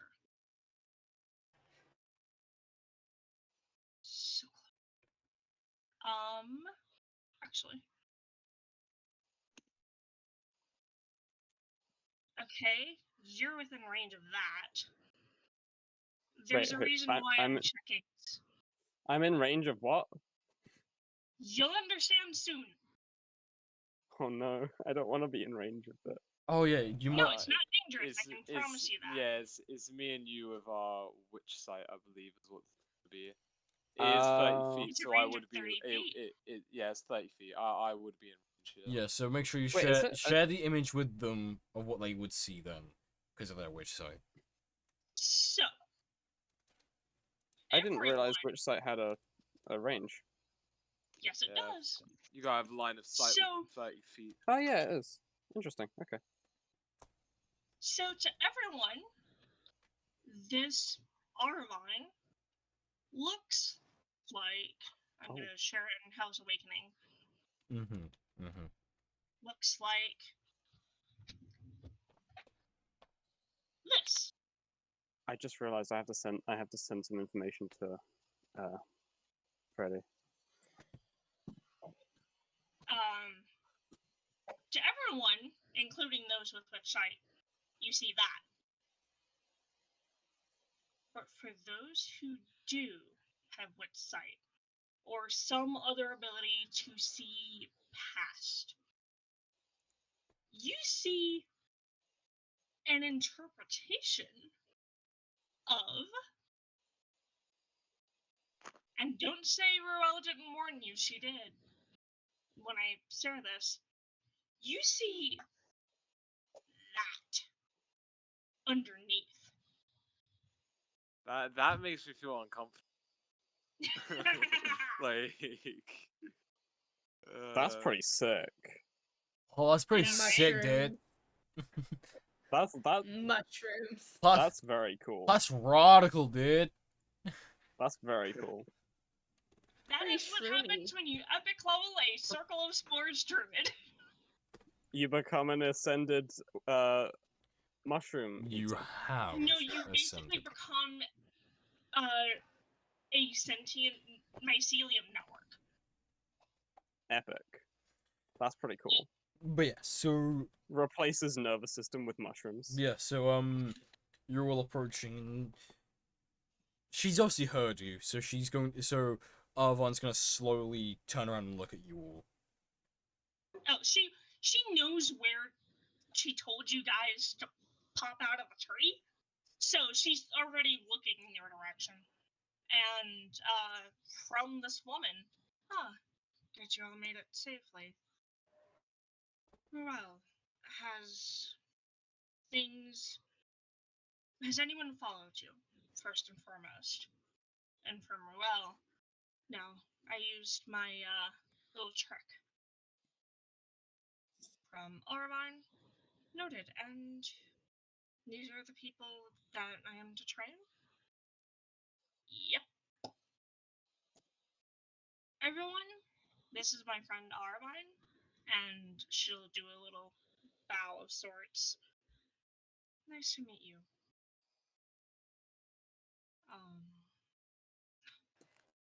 I apologize for the rough circumstances involving the fog. It's the nature of the lands.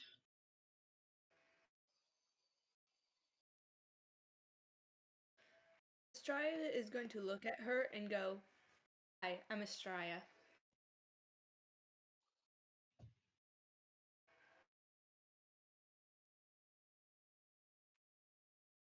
Followed by that, Scooter go, what's going on? Noxus will give a slight bow and say, "I'm Noxus, and this is Miss Kiri." Extending her hand to Kiri, obviously. Vega, it's pleasure. He's a bit, I guess, restricted. He's very off-put, I'll say. I'm sorry, your mic is really quiet, so I'm struggling hearing Yes. you. He's gonna the Vega. It's a pleasure, but he's very sort of withheld. He is quite uncomfortable. And that's coming from a pot lich right now, so you know. Yeah. There's a reason why Noxus Vega just being wears the cloak absolutely all based. the time. So you know. Oh gosh. Why'd you ask me these questions? I screw with your brain when you're playing D&D. It's the way to keep you awake. Uh-oh. My Wi-Fi nearly shat itself for a second. I am awake. I'm just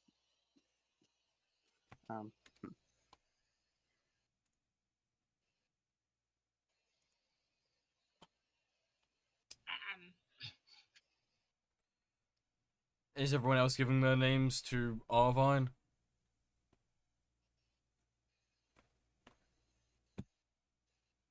Oh yeah, and Nox introduced me anyway.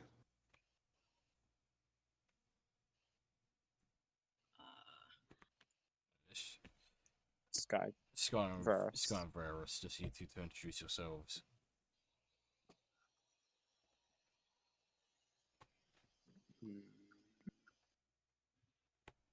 Yeah, I was just trying to fix some random thing in my house.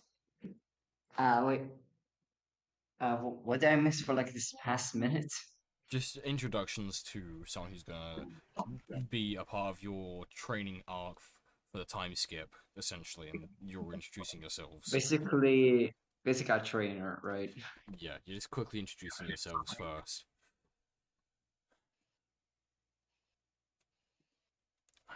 Yeah, by the way, he's still holding his shovel, but this time he has like his cloak on, like his hood on, like you can't see his face anymore. It's Polaris.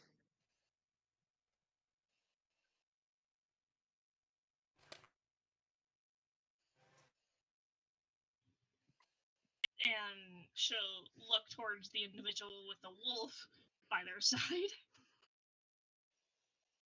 Ruzi?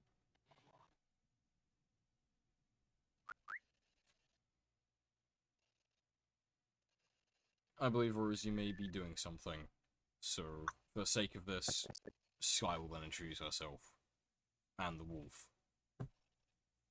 which is called Freya.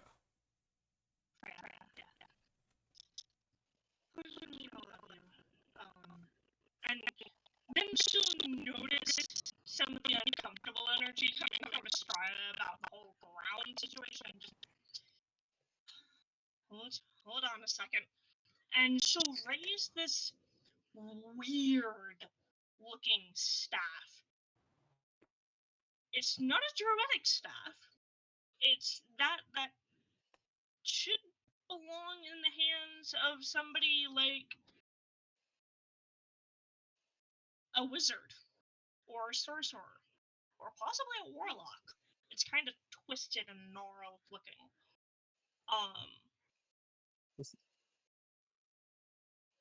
But she'll raise it and tap it lightly against the ground, and she'll just make the ground fully solid. I is going to let out a sigh of relief and go, "Thank you. I don't know how well I can do my job with shoes that make sound."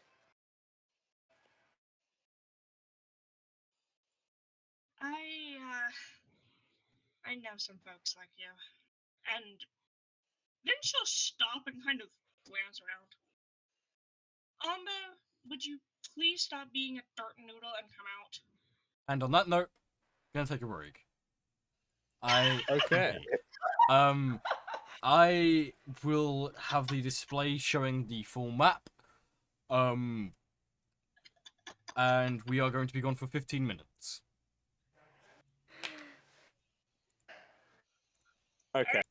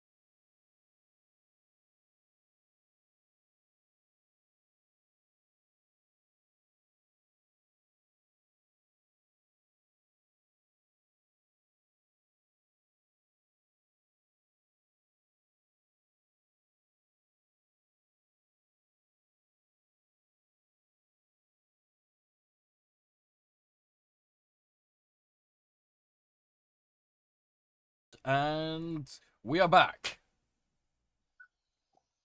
Let's go. Let's be back. So, before the break, you guys got introduced to Irvine, And there was something about a noodle. and there was something about a noodle. A dirt Mhm. noodle. And the line that we left off with was, would you stop being a dirt noodle and come out? Let me, yeah, my snake. And Snack time. crawling out from underneath a fairly wide blow to the ground mushroom, you see a noodle. A very spiky looking noodle. Snake. Snack. It's snack. Pet snack. That's a... Well, geez, I zoomed in on the image right on the stream. That is still a high quality image, even that far zoomed in. The fuck? Owlbear? Brr? Yo? That was the token maker.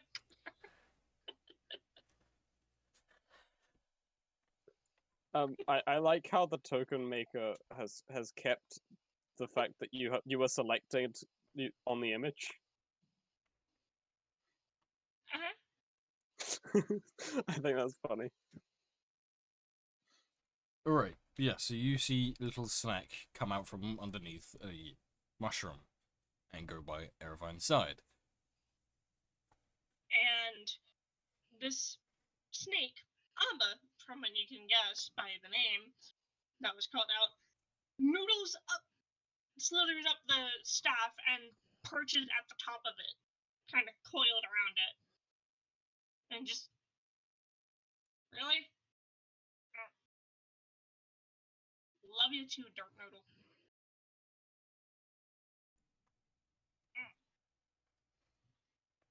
Just very sassy blab. And Roel kind of noticing that. And this is gonna be when I take my leave. Gotta head back. Fair enough. I will make sure that I do as I've been requested. What just fell? Yeah. I have no clue, but I do know it came from somewhere in my house. You look like you kind of shat yourself a little bit. It came from behind me, so I was like, what the fuck? It sounded 'Cause you like know- a phone being dropped on a wooden floor. Yeah. Oh, my phone's right here. Maybe a hardback book. I don't know, my house is kind of semi-haunted. Ooh, delightful. Epic. Why don't you find out how to contact Unhaunted. those ghosts and get them to do stuff for you, you know? I already Unhaunted. work with Hades. Just get them to roll your dice for you. Yeah, exactly. That's no fun. No, you still hear the click-clack, but, you know. No, it's satisfying to feel them moving around in my hand before I throw them in the dice tray. It's a tactile thing. But after that little exchange, Ruel goes back through the tree to home. Epic. Which means I can actually go way over here and remove that.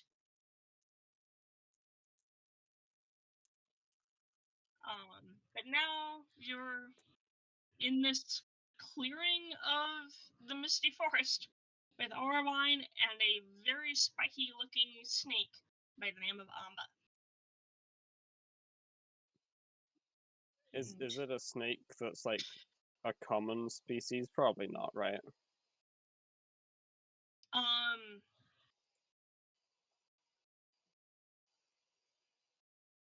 I'm not sure how common this species of snake is actually.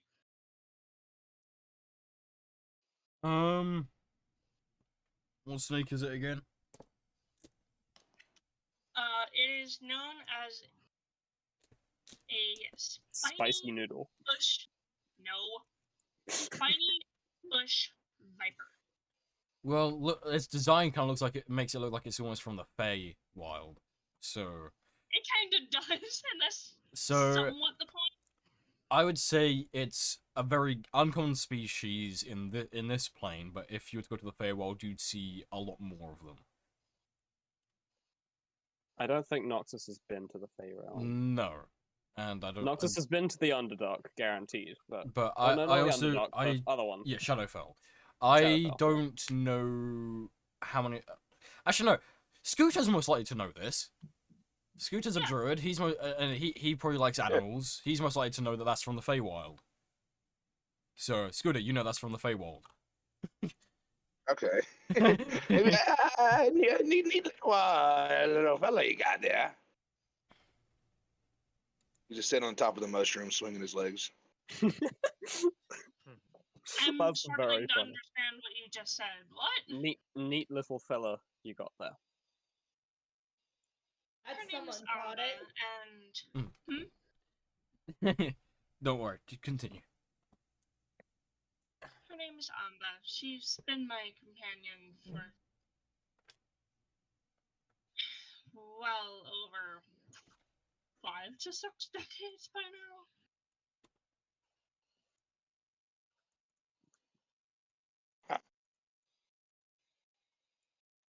Feywild, it's beautiful, isn't it? He just starts talking about the Fey and shit. It's a nice little home you got here. I like your mushrooms and.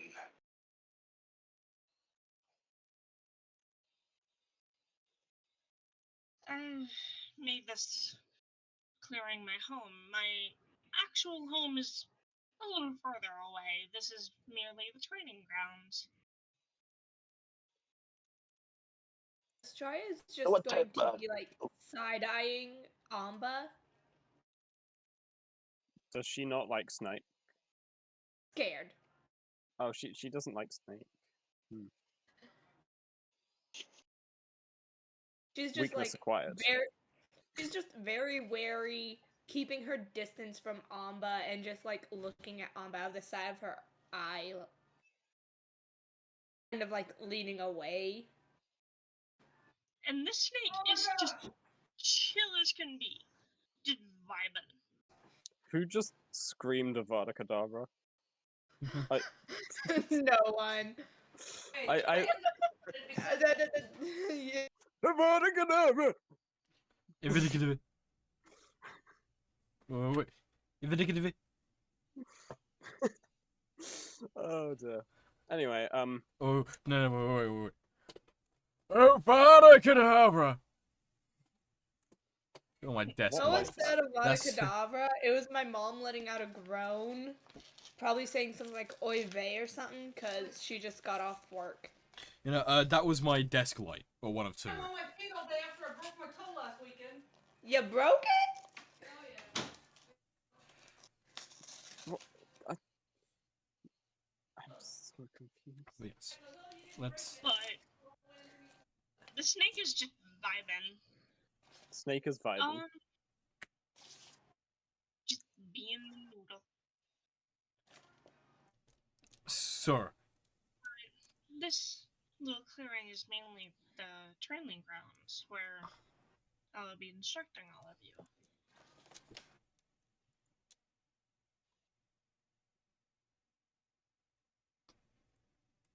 But first, you'll need one-on-ones, obviously. Huh? You all need one. They all need one-on-ones, obviously, first. However, and the snake will kind of sense something. It's that druid companion connection. Will slither on over to Arline's shoulder, and she spins the staff. However, before we do any real training, I need to figure out what your current capabilities are as of now. Not immediately now, obviously. Let's use common sense here. But I do need to know your capabilities so that way I can figure out what we need to harness. Does that make sense? As much sense as it can make, I suppose. Okay. So, upon hearing that, you all get the incentive to either release your strongest spell or show your best attack so that Arvine can then gauge your abilities. Or you can do both. And That's the incentive you get from what she says. Okay. also, just so that way you can see who is training you, feel free to aim them at me. I see. By the And way, she takes almost like this ready stance, almost. Well, for the sake of the roleplay, this will not count towards any of your existing spell slots. For the sake of the roleplay here, it will not count towards any of your existing spell slots. This is just a demo. Yes. Through this entire training, Strongest yeah. spell. through your entire training arc for the next 2 months, any spell you use or you say that you're going to use during your training will not count towards your spell slots. Okay. So, cool. 8d6, 10d6, 8d8, 10d6, or 5d12. I can't determine which Wait, say one's again? the strongest out of those. Say them again. 8d8, 10d6, or 5d12. I don't know which one's the strongest out of those. 5d12, I would think. 5 times 12 is 144 damage maximum. Hmm. So go with that one. Okay. Its maximum damage will be 144, without any bonuses, without them doing a critical dex fail save, whatever. I'm assuming you're talking that's fireball or something. That's negative energy flood. Negative energy flood. Okay, yeah. If it's got saving throws, don't. It's a Yeah, 19 yeah, basically- con save. Yeah, just do bog standard. Just pick your strongest spell. And then throw out Arvine. Don't roll for damage. Just say your maximum possible with that, and we'll go from there. If you're like Kiri and you have multiple attacks, you can do multiple attacks. Just give them the total maximum damage. Okay. I mean, technically, also power word kill is pretty strong spell. But, Power like, word kill, yes, it's 100 damage technically. but only to creatures with 100 health or less. Yeah. So Whereas you have Finger of Death, which is 30 d6 or something. No, something d6 plus 30. yeah, Anyway. that's a big damage spell. That. Yeah. But anyway, let's hear your strongest stuff. And also describe a little cinematic of how you're gonna throw it at or hit Arvine with it. Bless you. Oh, she will get detention now.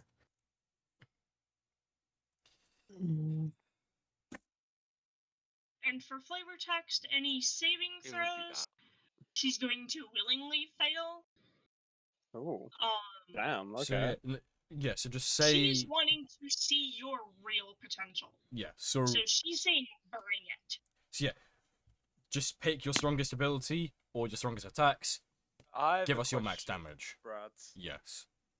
The most damage I can possibly do involves me getting the 10 charges on the Sword of Enmity. That will not count as what you can do in one Yeah. in one turn. Yeah. If yeah, we're I to do it thought by so, do it by combat round, then that's a little bit different, I would think. Yeah. Okay. In one turn, I know what the maximum amount. So wait, is this max damage including a crit? Sorry. Without or crits. Without without crits. crit. Yeah, because this is someone who's opting to not do it, whereas when it's an enemy who has to actually make the attempt to avoid being hit, it makes a bit of a difference. So a crit will not count for this. So what's your maximum possible Okay, damage? We gotta calculate. Okay. Josh, have you got Yeah, Noxus is gonna use a negative energy flood, which is 5 times 12, 60 damage.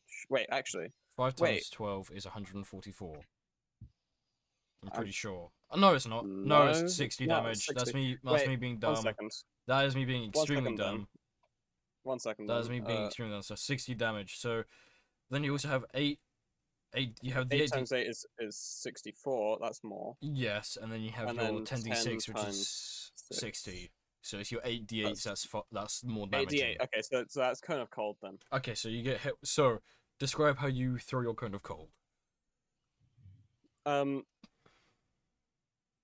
She's basically going to have her hand sort of out like this, and then like ice is gonna form down her fingers to the center of her hand, and then it's just gonna explode out.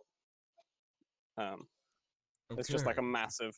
It's a 60-foot cone of cold. Yeah, that's fine. Which is, So which is from insane. your position, as you shoot it then outwards, it hits a little bit before Arvine, and then kind of shoots either side of her for the rest of the distance necessary.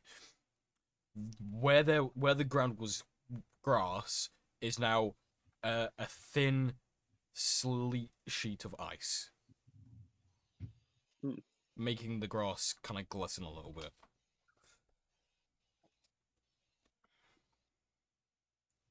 Might want to check your DMs. Yeah, Brad. I'm just seeing this. Yeah, no. Such an asshole, but I'm not gonna. Yes. So, that is Uh-oh. Nox's turn. Jason, have you got something in mind for what Kiri will do?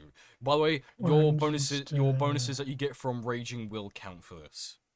Yeah, I'm just looking through a couple of things. One thing I'm wondering about is I have a charger feat, Mm-hmm. but that requires a bonus action to use instead of raging. It is So if I whatever was you to can do rage, for whatever you can do in one turn of combat.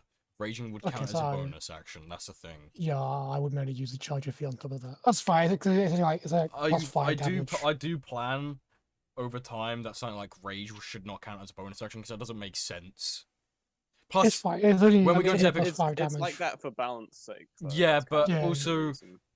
we're gonna be going into epic leveling. Nothing's going to be It's- nothing will be fully balanced. It's only Fair that enough. as a. I mean, well, things the haven't only been thing- balanced only as it is considering already it so far. for- You've all been close to TPKs multiple times. I was only considering it for the plus 5 damage, which on top of the rage boost would be a plus 9 to the damage roll, but Okay. fine. So, don't think anything else I would be doing. Oh yeah, Okay. reckless attack. So I'll be getting. Rosie, were you gonna ask a question? No, I'm talking to myself. Okay. Sorry. You know, we're just basically this person, Arvine, is asking you to do your strongest attack against them so they can gauge your capabilities. So do an attack which gives off the most damage, and just tell us the maximum. Don't roll the damage, just tell us the maximum possible damage. So for you, it would be in a sneak attack, I believe, with your rapier. That would do the most damage, I would believe. Oh, I see. That would probably be the same And for a it's gonna be- Strider as well.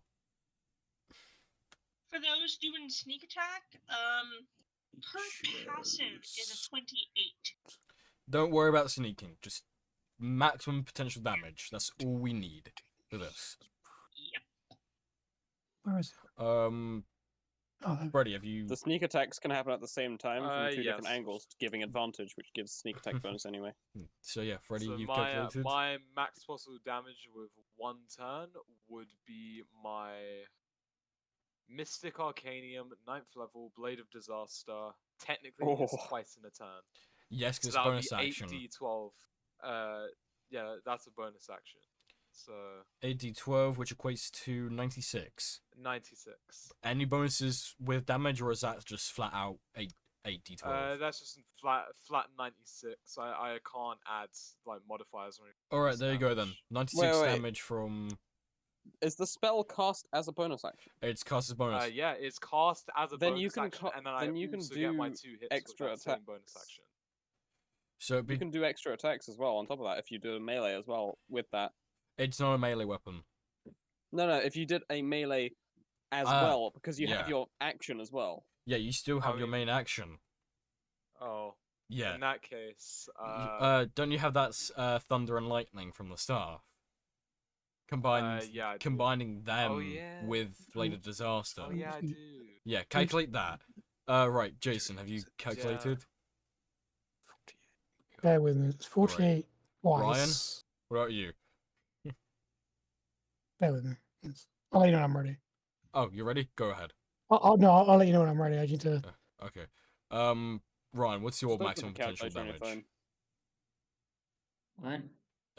What? We're gauging your maximum potential damage in a single turn.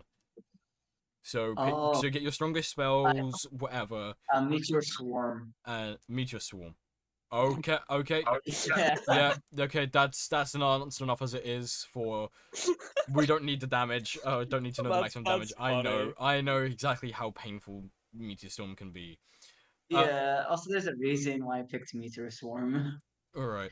Astraya, Like, what's your maximum potential OP-ness damage? and lore.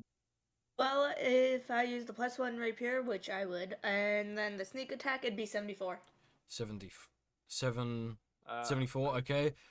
Rosie, I'm assuming you're going to be using your Frostbrand Rapier and Sneak Attack, right? Yes. What's the damage for the Frostbrand? I forgot. Damage. Yeah, like, the damage dice for it. 1d8 plus 3. So that's 8 plus 3, which makes 11, okay. And what's your Sneak Attack damage? Is it 7d6 or is it 8d6? 76. 76. So your maximum potential damage is 53. Okay. Alright, I think I've got it. So Okay. total up to 78 damage, I believe. So yeah, she's gonna just consider for a minute, and then obviously decided that this person can take it. She's gonna rage unrestrained, so she'll have the bulging, like, you know, a primal roar and a bulging muscles and all that. And Yeah, the cool and- description. yeah, and when she when that rage happens, you have like black shadowy tendrils gonna lash out towards the woman. Can't remember the name. Sorry. Arvine. Gonna lash out towards her. For the 12 necrotic, and then as that's happening, leap towards her, and are using reckless attack. I know I don't really need it, but would be using it for the advantage. Do 2 massive slashes with her greatsword.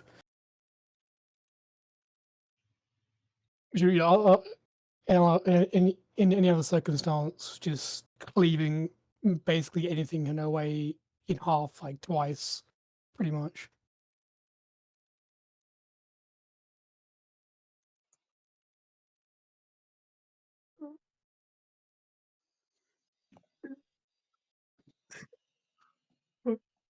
Okay. I figured out my actual max Bradley, damage if I include my main action. Trust me, just trust the process. It took me that long to come up with one. Trust the process. Okay, Freddy, what's your maximum potential? So, with the main action being the thunder and lightning from the rod, and then the bonus action being the 2 hits from the Blade of Disaster, that is a total of 162 damage, 96 being force, 12 being thunder, and the rest being lightning. Nice. 160. How much again? 2. 162. Beautiful. Can you describe how you're doing this?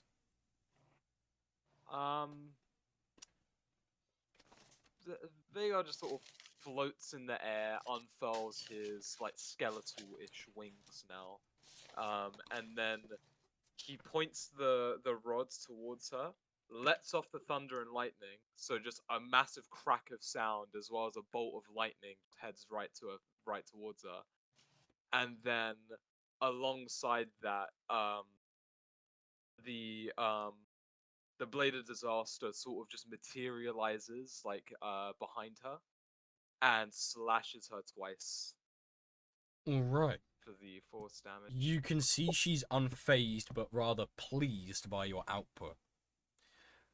Same with everyone else. She is pleased by everyone's outputs for sure, but she's not really phased by many of these attacks because it's something she's used to in this kind of level of damage.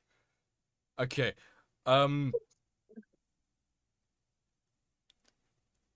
Scooter, what's your maximum potential? Become I was Storm gonna Dragon. shape change, but I had to use I need two turns in order to attack with shape change, so I can't quite do that. Unfortunately. Yeah, I did the damage. So my max damage, I'm gonna use erupting earth instead. But my max damage with shape change, I was gonna turn into a Garisto. It would have been 147 damage, but right now it's only 100. It's 108 bludgeoning damage. I'm using erupting earth spell. That's still pretty good. Yeah. Good to know, good to know. How can you describe how he'd do erupting earth? I just imagine so the moment he's sitting on that little mushroom, I imagine once she starts asking us to attack her, he'd just kind of stand up, and as he's standing, his little swirls start forming around his hand, and as he jumps off, I imagine you hear this giant like deep in the earth, and as that happens, you see he raise his hands up, and the earth below her is just gonna fucking erupt underneath her, and just send her flying to the air. Nice. Rosie, Astraya, Yeah. do you two want to describe how you're attacking Arvine? Got nothing. Alright. She stabs. Okay. That's fine.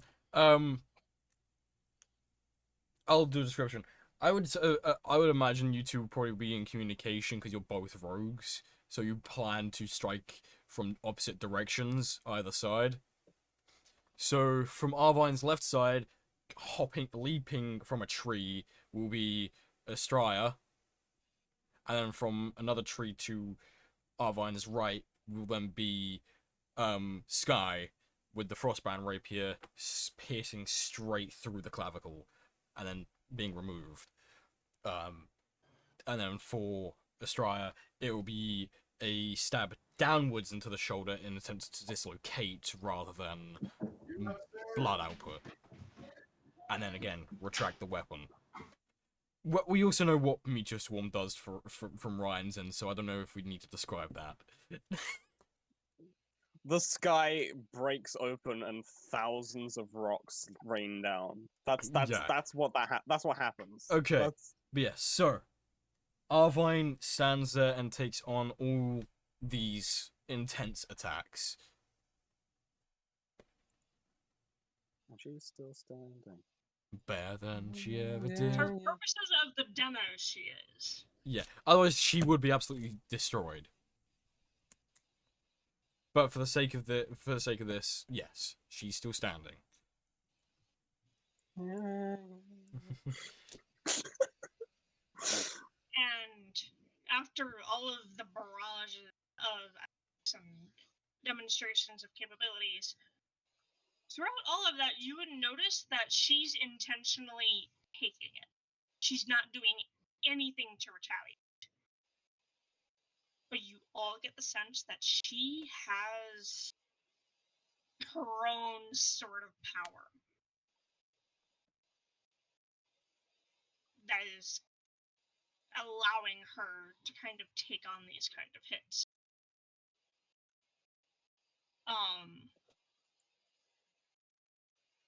And as you're all kind of catching a breath, from letting it rip.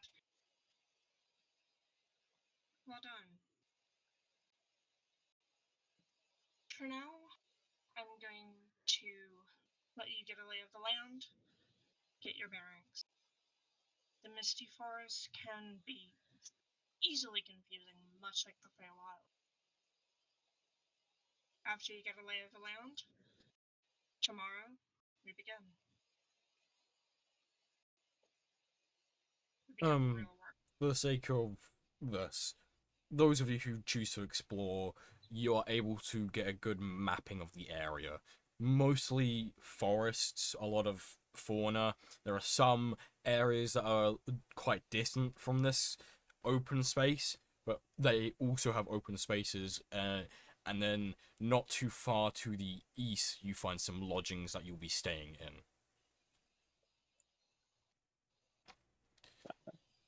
Again, for the sake of this, we will skip into the next day. Because we've got quite a chunk to go through.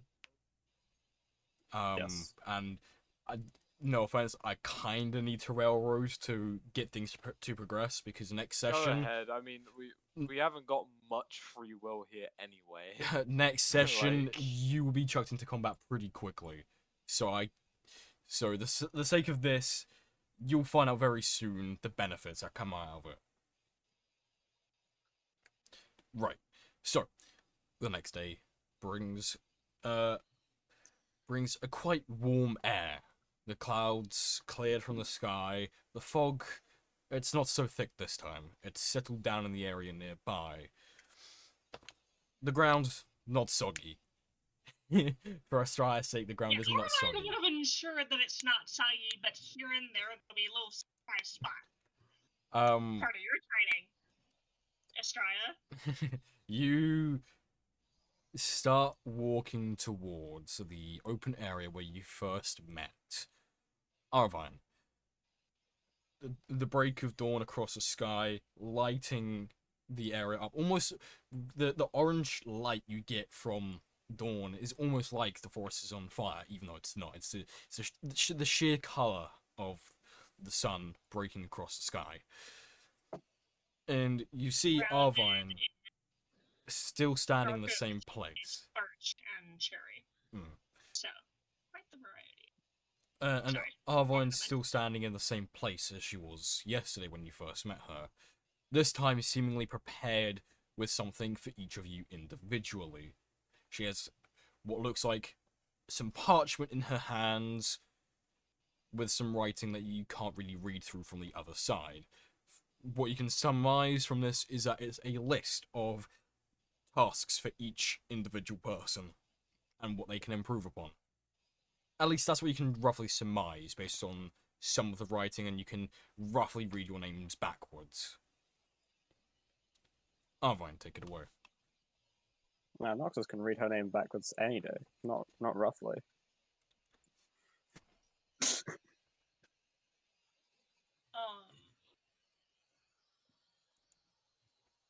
So, I figured out from the demonstration yesterday some of the things that might need work. And she'll go through, using Astraria as an example real quick. The whole not being quite as stealthy in wet environments, like a swamp or misty forest with heavy fog. Homegirl needs some work on that. Hence the little surprise spots in the solid earth. We do not like soggy ground over here. You are not accepted into the council, and you are going to be dispatched shortly. You must become one with the soggy ground to truly become a master of stealth. Jesus. If you can walk across the annoyingly echoey school halls with your soggy, wet shoes and still not be heard, then you have succeeded in your task. But that was just an example. Another Gain one stealth would beyond be stealth. stealth beyond stealth, right? Stealth Another section. one would be hand-to-hand and melee focus for those that need aid in that. So, Kiri and I was about to say Talos. Kiri and Silas, sorry, Vhagar. Kiri and Vhagar will take that training, I would believe, for the hand-to-hand, especially since Vhagar's got a new sword that he can be playing with and learning. Also, Noxus does have her staff, which is There is that too. So there's that one with the hand-to-hand and the weapons training. That's for everyone, really. So you can all take that up. That is one. So since you all have melee weapons of sorts, so you can all take that up anyway. What are the other suggestions that she gives? Shovelmancer. I have a different weapon for him in mind.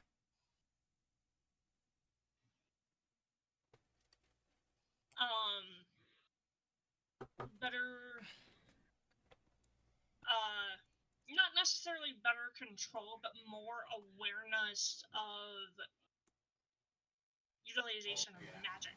So the wild magic surges that happen during rage, she's gonna help try and kind of develop not necessarily control, but more awareness.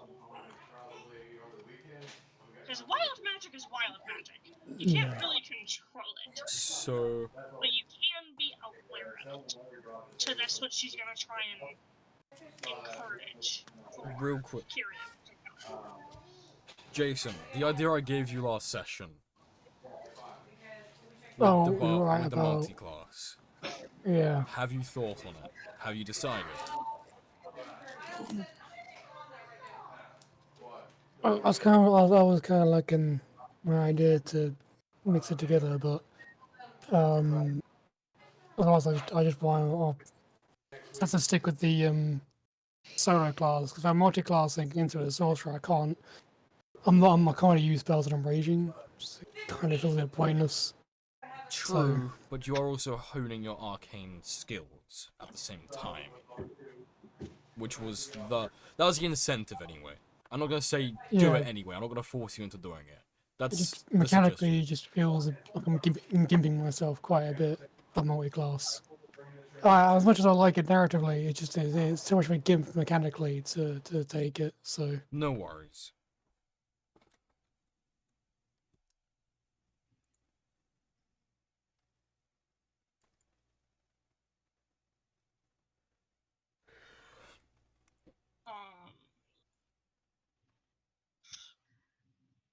Better manipulation of fire for Noxus, for example, Mm-hmm. and kind of the fun that you can have with it. And one of the recommendations for afterwards, for after you leave training with the group, she's gonna recommend that you actually pick up some lessons from Ruel as well, because she is versed in fire. So just a little tip. You might want to look into that.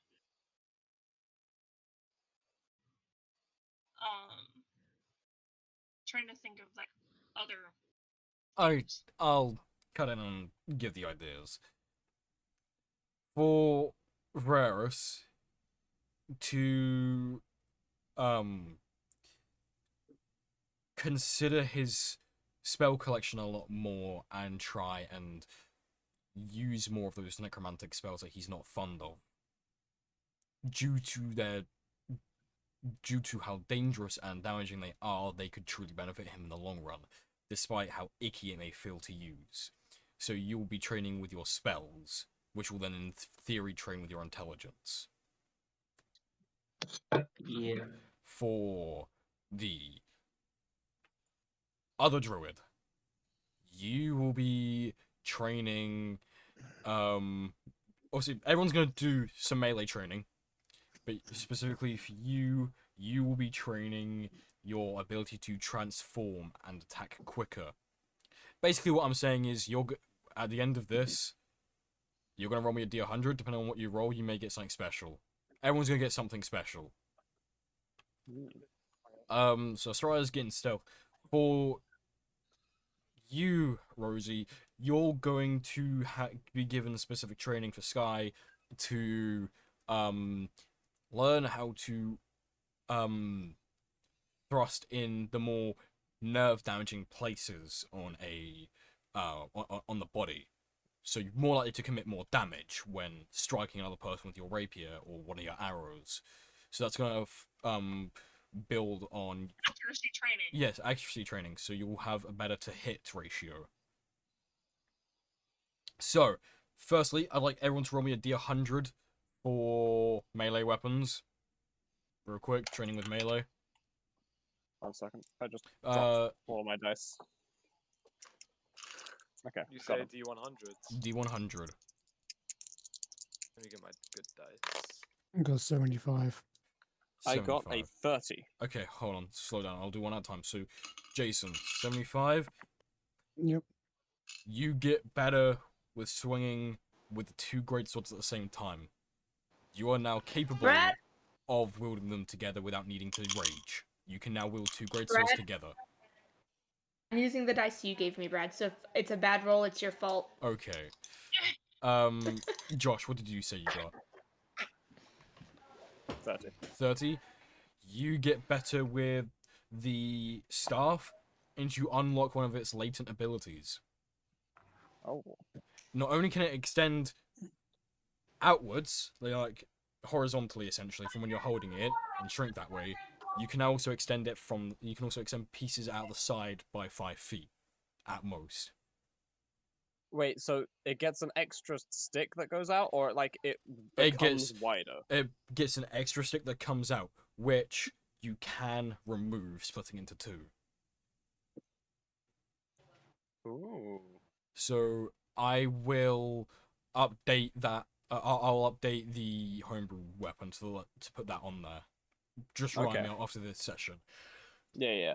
Astrai, what did you roll for your D100? A 14. A 14. The lower the number, the better. That's how I would do my D100s. Oh, So your stealth skill goes up by +2. So if you go Wait, into your what? stats and you modify your stat, add +2 to your stealth stat. So add another 2 to your stealth stat overall. So overwriting it. So my stealth in general. Yeah, your stealth stat in Yes. general. It would be Dex, wouldn't it? Though? 'Cause No, stealth you doesn't can have a- you can straight up modify the stats. Wait, really? Yes, Since when? always been able to. You got to click on them individually, and you can overwrite them. Oh, Yeah. So yeah. epic. So add Okay, another that's two. pretty Add cool. another 2 to your stealth modifier. Freddy, what did you get? I got very lucky. Nice rounded 10. A 10. You Yeah. are now proficient with that longsword. You are capable. I wasn't proficient before, was I? Oh yeah. That's that. Yeah. So Yeah. you are proficient with that longsword, and you're able to use that and your staff together. Like you can wield them together, because obviously the longsword, despite your stature, would have been very difficult to wield one-handed. You managed to build up the Yeah. ability to wield both of them together, rather than having one in your back and one in your hand. technically, You could do it anyway because it's as a small creature, I would have been forced to wield it two-handed. but you've been able to train with it, so you are now proficient with it. And you get an extra +1 to hit with it. +1 to hit. An extra +1 to hit, yeah, with the sword. Skura's waking one of these mushrooms for. If he I'd be able rather you rolled it. awaken one of the See- mushrooms, please. Huh? I don't want one of the mushrooms to be awakened because that is coming from the spores and they're nasty. For a 42, Scooter is able to. You rolled just low enough for me to do this, because if you rolled any higher, you wouldn't be able to get it. You are now able to. You know when you transform a wild shape, you're now able to do that and do a single attack in that transformation in that turn. But you lose your bonus action. That is the downside. You don't get your bonus action. Wait, so I when he start with does the that. wild shape, So the wild shape will count as his action, and the attack he can do in that wild shape counts as his bonus, essentially. can't you already bonus action wild shape? I think he's talking about you talking about shape change. So like That's when I it, turn shape into the change. dragon. Yeah, shape change. Yeah, Oh, shape right. change, Okay, yeah. right. Yeah, Shape change. that's what I meant. Right. That's what I meant by Right, transformation. right. Shape change. So yeah, like 2 minutes. Like Yeah, so with shape change, you're now able to do that as your main action, and then do an attack as that creature as a bonus action. So it takes your bonus action to then do an attack as that transformation, as a shape change. okay, fuck yeah. All right. That's fairly valid. You know, you're doing 2 months of fucking is. training.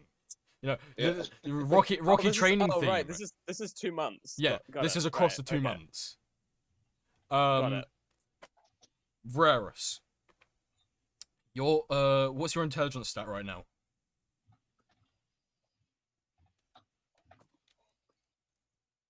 Gross.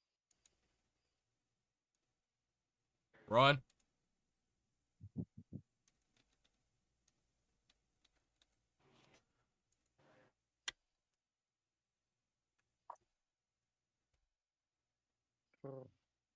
Never mind.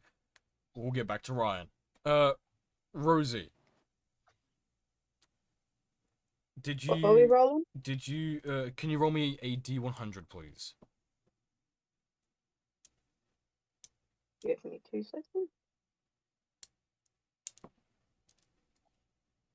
Oh, okay.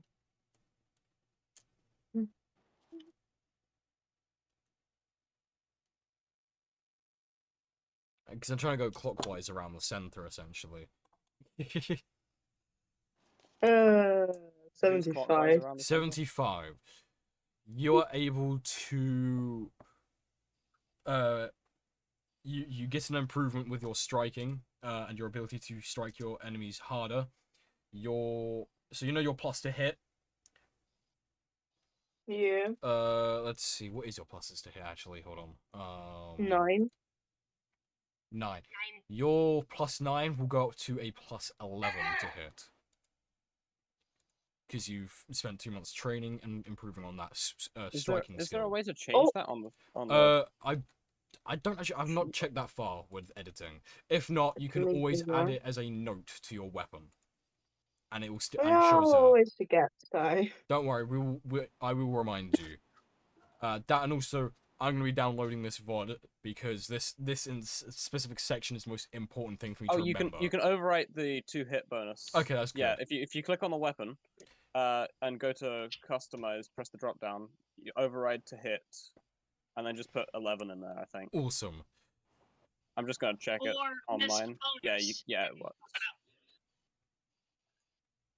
Also, going back to Noxus real quick with the fire stuff. Oh yeah. Obviously, Ruel did not come by to train with you for fire, so you had to do it on your own with some help from Arvine here and there across the 2 months. Ruel was very busy. You are now able to do Hellish Rebuke, which is a reaction, if I'm not mistaken. Yes. Twice as a reaction before your next turn, instead of once. So you can now. Oh, so I get like if I'm doing Hellish Rebuke as a reaction, I can do it twice. No, so if you get attacked and you've used it, and then you get attacked again, you can use it again. So you can use it. That's what I meant. Yeah. So you can use it twice to your next turn. So I get 2 reactions, but only for Hellish Rebuke. Correct. Correct. Cool. I feel that would benefit your playstyle a lot better. That probably would. Especially if Yes. you start noticing the usefulness of Hellish Rebuke a lot more. Yeah, well, here's the thing. I've got 4 spell slots. Yeah, Hellish Rebuke, I mean, I don't think it should count as a spell slot when it's a reaction. Well, I would have been using it a lot more then. Yeah, I'll make that clear now. Any of you who have Hellish Rebuke as a spell, it does not count as a spell slot if you're using it as a reaction to being hit. That is not fair. Okay. That is a reaction, not a main ability. Because you don't. Cool. Because you don't. Because you know when someone moves into your range and you get opportunity to attack, it doesn't take away your next turn to hit them again, does it? With a melee No. weapon. So why should Hellish Yeah. Rebuke take away a spell slot when it's a reaction? That makes Yeah, I mean that makes sense. The to be logic honest. again clicks.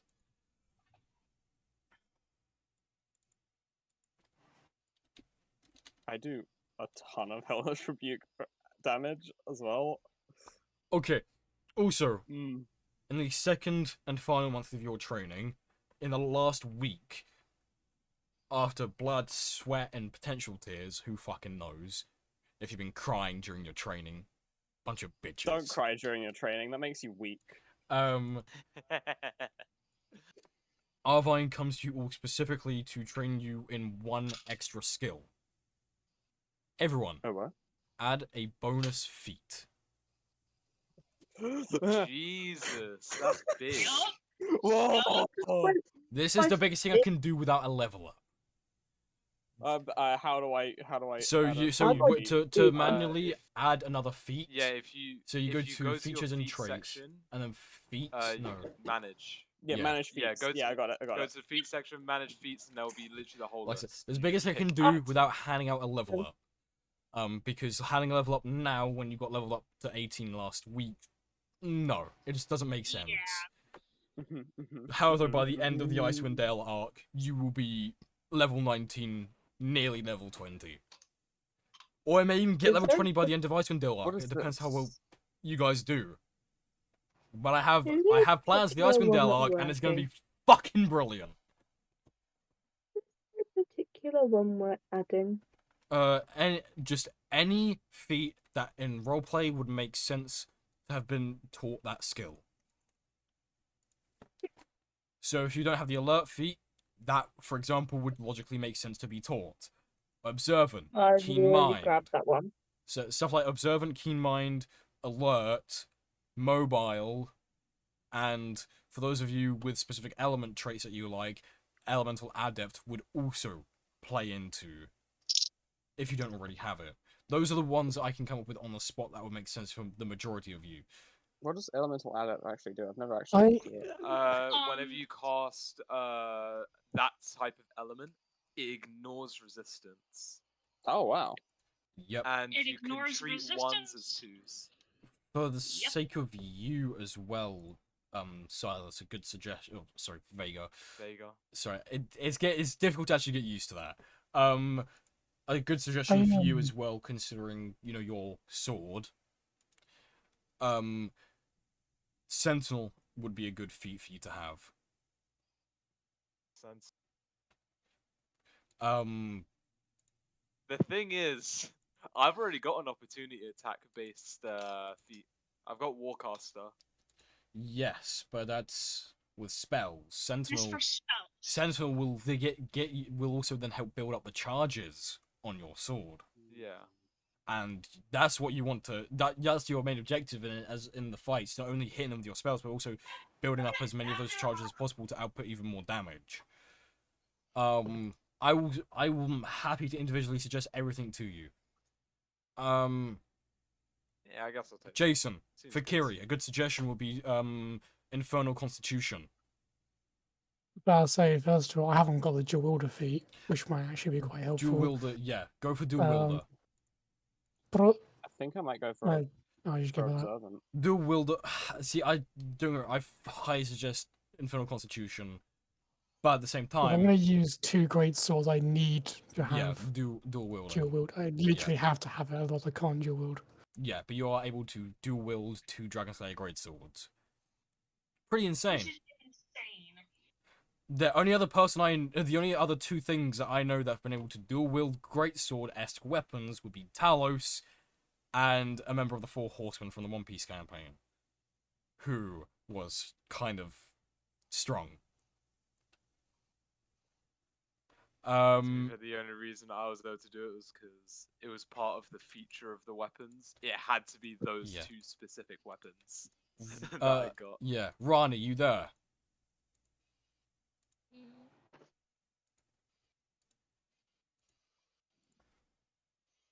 What's up with Ryan? I don't know. Okay. So have people all added bonus feats from your training arc? Yep. Not yet. I'm stuck between a couple. But what are your choices, and I'll tell you. what benefits you best from my perspective. I mean, I like linguist, but I think that's not quite right for this situation, so I'm not going to choose it. but- Linguist would make sense for the other bodyguard. Yes, it would, actually. It would make sense a lot for that one. I also like observant. Observant, I think, is Observant really... would make more sense for Noxus. Much more sense. Because she's But more I'm of an also thinking about infiltrator. the... I'm also thinking about the spell sniper one as well. No, But I'm not sure. Go with Observant, because to me that fits Noxus, especially background, and Yeah. for the sake of you're an infiltrator, you'd want to be able to see and understand as much as you can around you, as well as listening to everything. That's what I was thinking. So, Yes. I'm gonna give myself... Was I told you about the stuff for the Fallen King? Oh yeah, you got Yes. you have the ability to turn it into two. Split it. Yeah, you can extend out the side and then split it into two. That will take a bonus action to do, by the way. If you want to note that down real quick on there, and then just remind me of the session to then edit that onto the thing, because I'm able to just edit and update all of it. Yeah. I'll write it as a quick note for now.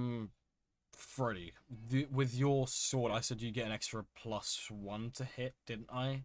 Yeah. Yeah, make sure you edit that onto it as well. I did already. Sweet.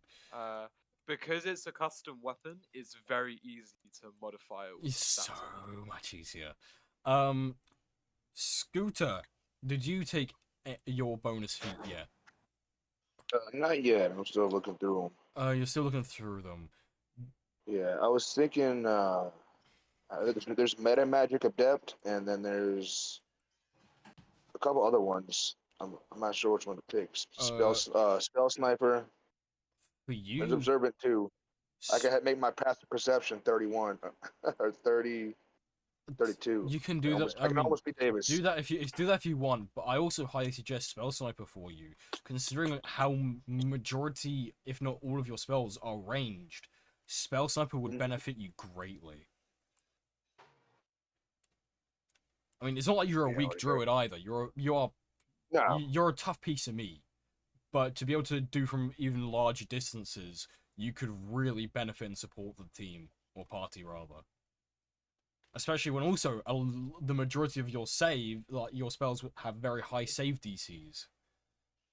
Yeah, that's my spell DC is 22. Yeah. So I would say spell sniper would benefit you most.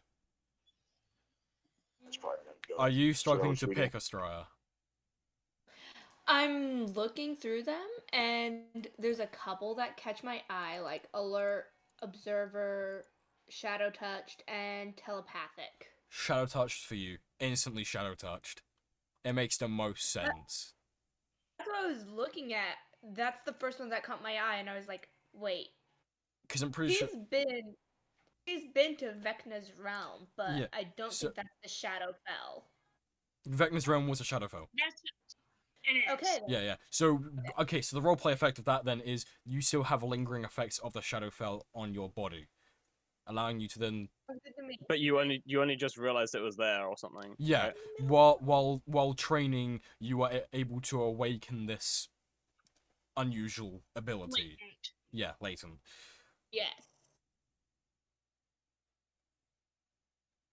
Which is kind of impressive that it kind of lingered on you. For that long. Who knows how long. Across the multiverse as well. Yeah. Also, there's different versions of. You know what I would playing think? I would actually across think the that multiverse. Astraya's rage and sadness as well from Argo's passing was also a catalyst for its awakening. There we go. Yes. An emotional and physical awakening for it. 2 birds, 1 stone. Yes. Has everyone picked their bonus feat? Yes. Yes. If next session, say, Rosie, you haven't got a bonus feat and you're confused, we will help you. Ryan, I don't know if you can hear us, if you disappeared. At some point next session, speak to you about the changes and the updates to your character. Right. Is everyone happy with what happened during the training arc? I like my observant feat. This is good. I now have a passive perception of something that's actually Reasonable. vaguely decent. Yeah, I've got a 15 passive perception and a 15 passive investigation. Let's go. Nice. I have my first spell. Hooray! Because rogues don't have spells. Unless you choose go, the magic one. yeah, which is Arcane Trickster. Yeah. Yeah. I always forget what it's called. Mine's a thief rogue, and I get my first spell because of Shadow Touched. Mm. You're welcome. Shadow Touch gives you invisibility, right? And inflict wounds. Oh, and Yes, inflict it does. wounds. It's very Ooh. it's very useful, and that would benefit Icebreaker quite a lot. Yes.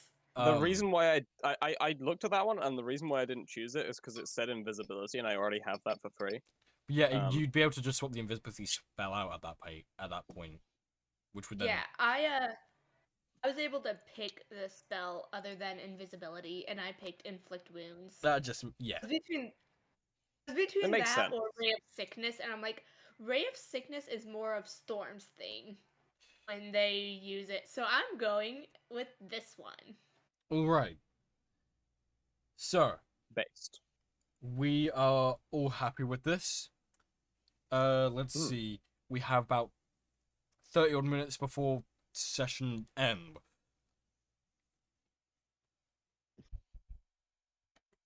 Mm-hmm.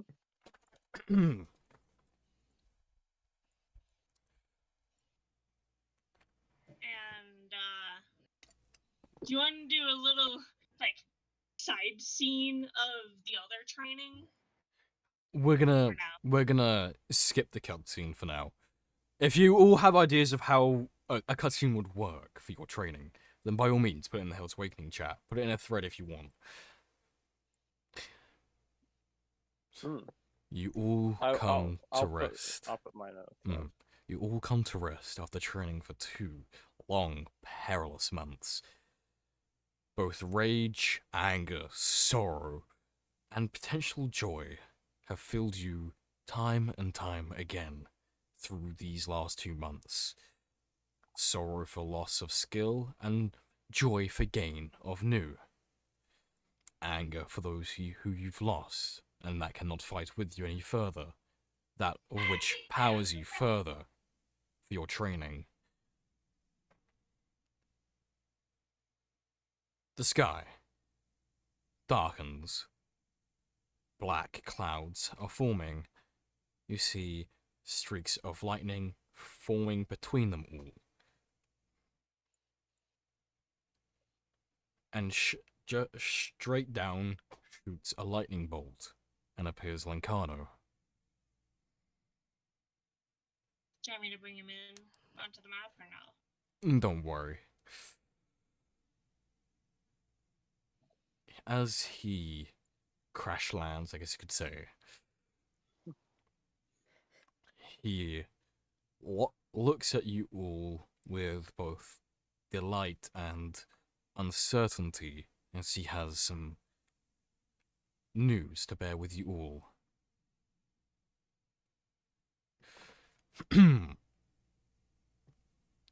I assume training's gone well, everyone.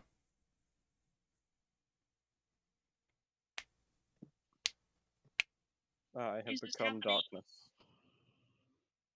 Sorry. I was he just said- trying to figure out is an R in mine involved or no? I'm sorry. It's all happening right now. No one's moved from the forest yet. Is he aiming this at specifically anyone, or is he It's just saying it in general? He's saying it in general. How's training been?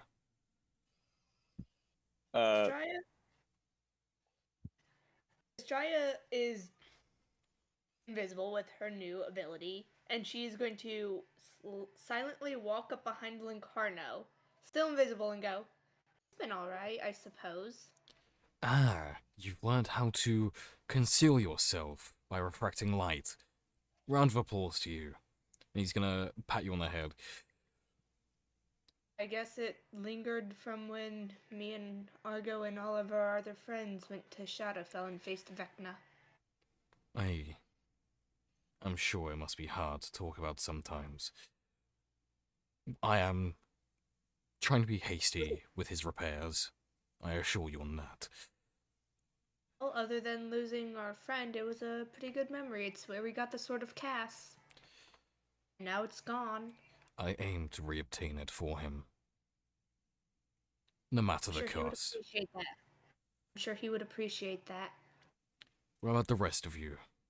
How's training been for you?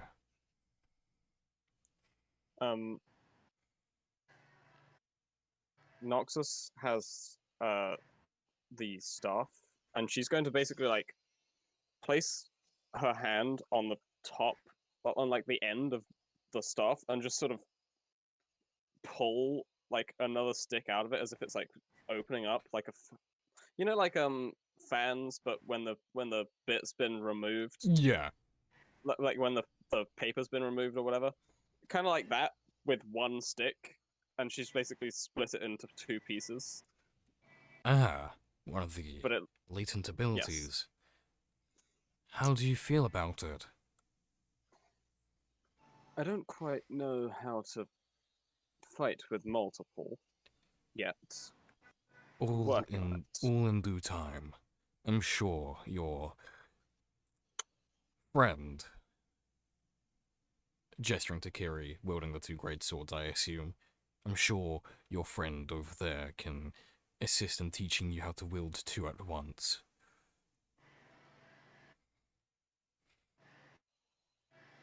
What about the rest of you? How's training been for all of you? I need to know. It is very dire. Yeah. Quite well, eventful, actually. Well, I do quite a bit. Every time he speaks. And you, So good. Vega. Well, using a sword is different, but fun. Kiri, how's training been for you? I know what happened in the chasm was very hard for you. And you cared nothing more than to gain strength. Have you gained what you wanted out of this training? Not yet, but it's definitely a step forward in the right direction. Glad to hear it. Sadly, I must lay down news. The Red Hand faction has finally dispersed away from Neverwinter, and the people were able to eventually finally reclaim it. Though damaged and broken, repairs are in progress.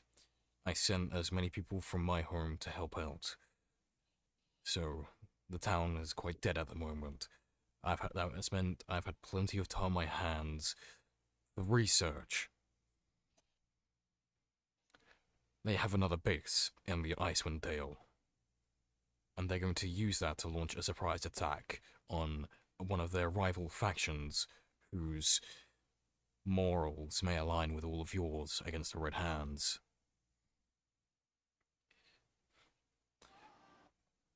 Icewind Dale, isn't that where Yes. and where's she? Back home handling funds and exports to Neverwinter. That's where I came. She's busy. Icewind Dale isn't the best of memory for her either, other than meeting me.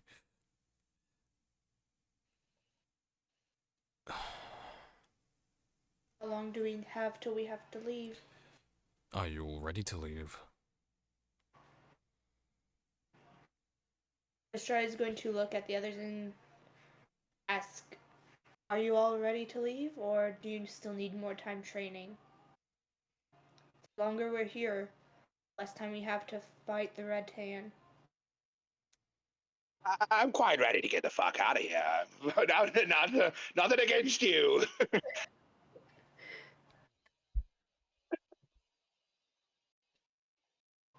everyone else, opinions, please. Well, a chance to fight the Red Hand is a chance that I'm not going to pass up. And he can visibly see the grip on the sword tighten a bit. He will shakily rest his hand on yours. Be careful. Don't let vengeance consume you. Bad things have happened to you and your friends, both past and new. The last thing we need is for them to lose you a second time. Do not let vengeance consume you. That goes to all of you. They won't lose me a second time. Don't you? Josh, you had an opinion to give? Yeah. Noxus was basically going to indicate that she follows Kiri wherever. Just like not saying it with words, but sort of like just nodding her head towards Kiri.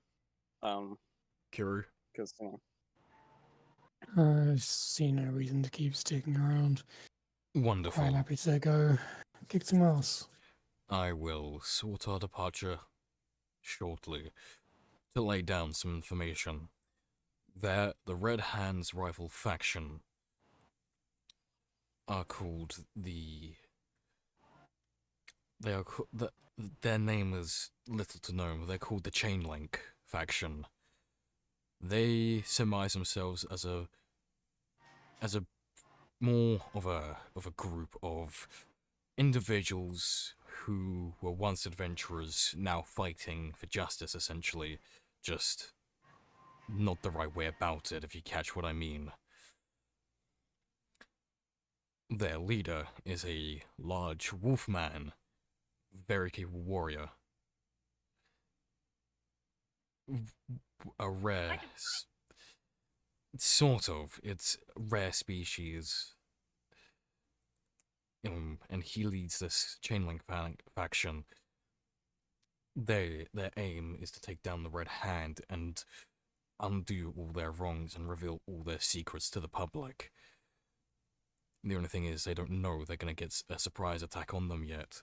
I was able to intercept the information from a owl flying across from Icewind Dale through to Drago when he was still at Neverwinter before he departed. He still received the letter nonetheless, but I was able to get my hands on it and find out what they were planning. Were you followed? I transported myself here using my lightning. I am not going to be followed that easily. I travel at practically the speed of light. Stride is going to slightly chuckle and go, "Is it because it's lightning?"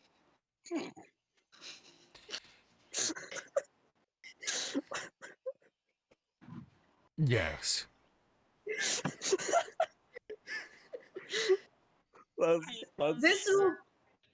is the first time she even made a slight hint reference towards a joke since Argo was brutally destroyed. I know that you were quite powerful in Carno, but this is my home we're talking about right here. So... Don't worry. I know you're alerted as soon as someone enters these woods. You would know if I got followed. You'd sense them pretty quickly. Probably before they even entered. Now that aside, what's everyone's favorite mode of transportation? We have my lightning, which will get us there pretty quickly.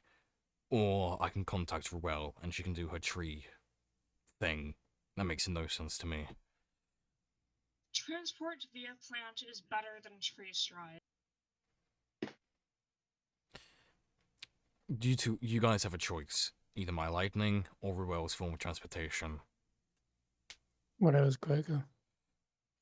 The horse a choice? Huh? Kiri automatically gets 2 votes in any group decision, by the way. What? I'm sorry, I couldn't even player. I could have sworn I just heard Ruel is quicker. Whatever is quicker, or whichever is Oh, quicker. whatever. Okay. Yeah. Sorry. That's fine. Yeah. Judging by all of your lack of decision making, we'll just go by my lightning because I'm here and it saves contacting Ruel while she's busy. I mean, There's left. there was two people who made decisions.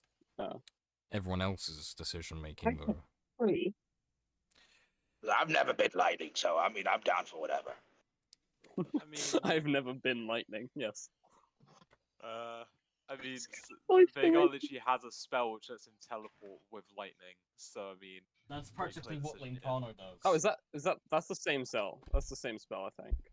Right. well, I'm gonna assume his can go like miles. Mine is only like 60 feet. His, so long as there's clouds above the area, he can go there. Yeah, Interesting. I got like a, I got like Transport a 30 by a cloud. flying. Think Hardo, how quickly do you need to get back? I can do it now. Don't worry. I'll take us all to Icewind Dale. You have your home to protect, so I'm not going to ask you to come with us. I appreciate your help in training these young adventurers. My train of thought, as I know the spell that you're referring to when you mentioned Ruel, I can just send you guys to Ravensgrove. Or, not Ravensgrove. Old friend. Raven's Hollow. My apologies. We're just going to go from here straight to Icewind Dale. Much quicker. And I'm guessing Ruel is gonna meet you guys there? Or... Depending on the circumstances of when we arrive, then I'll let her know that we've headed over. But like I said, it's not her favorite place. I don't want to drag her back there. If it's against the Red Hand, and especially since they, tried to kill you, I'm pretty sure her personal grudge will come first. Well, anyway. Everyone, stand as close as you can to me in a circle. And hold on to each other very tight. It's going to be a little bit of a bumpy ride. I don't do this with this many people this often. Pop into a shell and like, somebody hold me. And you'll fucking pop into a shell. How I'll heavy is he Yeah, when he's I- in forward the and shell? grab him. I can probably just lift it up, bench him with like one arm. Yeah, you should be able to pick him Just- up pretty easily. Okay. You all link hands and arms, whatever you want to do, in a tight circle around. Noxus has a hand on Kiri's shoulder. Either way, you all surround your Linkana with yourselves, as you are then consumed by this strange feeling of the arcane energy channeling through Linkana for the lightning transportation. Zap zap! As soon Does as it you feel like you're getting a static shock? no, you don't really feel much, at least right now. You look in front of you, and you see obviously whoever's next to you, whatever. Bright flash of light. 1 second you're in the misty forest, and the next you're in one of the 10 towns in Icewind Dale. And as soon as you land, you all feel really shaky and jittery in your legs because lightning transportation, unless you're used to it, it's very discomforting and numbs your muscles and your joints, making it very difficult for you to stand. Also, bitter cold. None of y'all came prepared. Yeah, that's fine. I got 20 constitution. I don't get cold. Most people have a good plus for their con saves, to be fair. Apart from Vhagar has a +3 to his con saves. Veros You has a have to make +2. constitution- Scotty also has a +3. It'll be funny. Actually. Oh, It's no, like, you all have terrible pluses to your con saves. So, if I however, though, it's fine, because it's not as cold as it was when the Frost Maiden lived, so they don't actually have to make the con saves. Because we did offer. Sure. Yes, we did of her. and they're currently Nice. not in the season of winter right now, luckily. Otherwise, that's why I was rolling dice earlier. If you saw me rolling dice and you heard them all clacking against each other in my hand, I was rolling to check to gauge the season that Icewind Dale would be in and the rough weather of it all. If It landed. I rage, It. if I You're rage fine. and I don't know, if I rage and then start failing Constitution saves against the cold, I just constantly prog Wild Surge all the time. That's kind of funny. Right. Always ready for anything. So. Oh, God, it's been a while since I've looked at You're always raging. It's been a while since I've looked at the 10 tons. Okay, you landed in a near a town called Bremen. Near a town called Bremen? Bremen. Bremen. Yeah, Bremen. Okay. Bremen. Wasn't that where we had closed our game? Oh no. Wait. Oh, this is lore that I don't know. This is recent lore. Well, Oh, wait, recent I don't for know us it as either. players years ago for characters. Hello. Don't worry. I don't know it either because I wasn't part of the campaign. Bremen's quite an okay sized town. So you landed on the outskirts of it, and you can see some. I'll send a map into the chat actually because it might be easier if you like that. I have a link to the interactive map because Let's go. I'm always prepared, and you know me, I love my interactive maps. So much easier for my brain to function with. Okay, let's have a look at this map. So yeah, you land near Bremen. There's still some snow melting as it's you're very going. small. Yeah, the Icewind Dale isn't exactly the biggest of places. Oh yeah. I remember now. Yeah, as you land and you feel this numbing feeling in your legs where your muscles are seizing up from the electricity that was flowing through you. You notice it's in about springtime weather. The ice and the snow is slowly melting away as flowers and trees start springing through the ground. The sky is clear as day. Beautiful scenery overlooking the town as you're on a hillside, not far out, being able to look over the entire town and its pier and what lies further beyond it.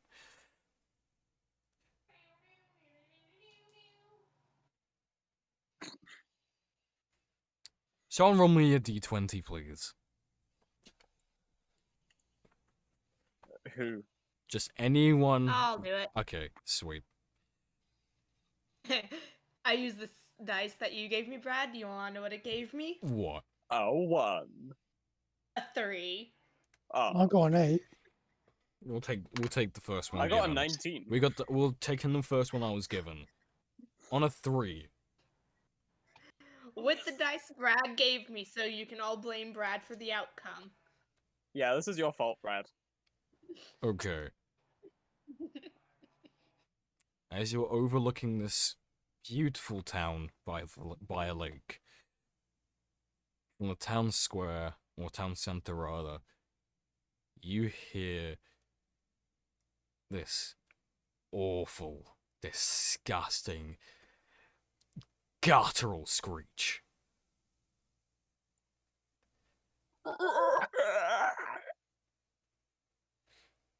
Echoing across the streets, all the way up to this hillside. A sound so vulgar it makes your hairs stand on end.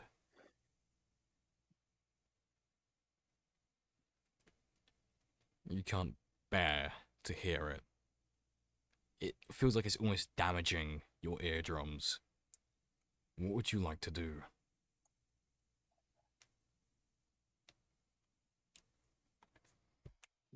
I know Lincoln is with you, but I'm the DM. I can't make the decisions for everyone. Right. So, which I'm guessing it's so loud that it doesn't sound like it's coming from a direction because that's how loud you described it. I mean, Or- if this was Elden Ring, I'll just spend the next 10 minutes buffing myself and preparing for a boss fight. Yeah, do we have like a general direction of where it came from or nah? It came from the town square. Okay. Oh, well, in that case, Are we well, anywhere near the town? You're square? on a hillside behind. So if you just look at the map, well, at the top where it says Bremen, there's a hillside behind that. That's where you're standing on. Okay, so we're standing kind of like above the map currently. Pretty much, yeah. So you're able to Okay. overlook the entire thing. Can we see into the town square? Because Too many people running around. It's obscuring your vision. I'm gonna pull out my great swords and start moving towards that to the town center. Then Stride's going to let out a resigned sigh, pull out her rapier, and go, "Let's get this over with," as she swings it over her shoulder and starts to head toward the town square. She's seen too many battles to just be affected by it. Okay, good to know. Good to know. By the scream. Noxus is probably gonna use her ability to fly Okay. and start like going Yeah. towards it. Probably the same. Not sorry, Vagar's gonna be flying. Now you're calling him Uh, Silas. Haha, Yeah, I win. but yeah. I'm so Yeah, pissed. he'll also be he'll be flying with levitate. Also, yes, I can. Okay, because the flying thing is a bonus action. She's Mhm. also gonna literally become fire. She's gonna she's gonna catch on fire. Use investiture of flame. Sounds good. And yeah, start going Oh, towards this. once I do get to the edge of the town center as well, like a deep breath and activate my rage. The controlled rage, not exploding out. Mm-hmm. Right. I need to do my thing for that. So, you make your way to the town center. Quite rapid pace compared to what you were capable of doing before. Show that your training is pulling off.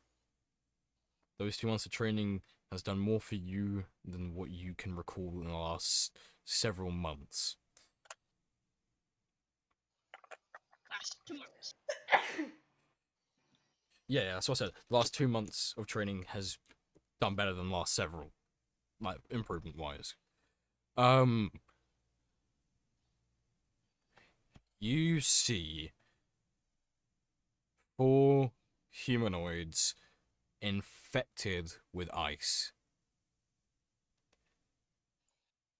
And battling them is this large 7'3" wolfman, adorned in gold plate armor, swinging a large sword. Not a great sword, just a very large long sword, trying to fend these off, protecting the townspeople. That is where we end the session today. I said we're fighting Father Gascoigne's second stage. Before I end the stream, how do we feel about today's session? It was very fun gamer. Very Good gamer roleplay. epic. Good roleplay. I liked it. Yes. Brilliant. Also, the Varus lore dump was kind of fun. I'm glad that Noxus is the only one who knows the Varus lore in canon.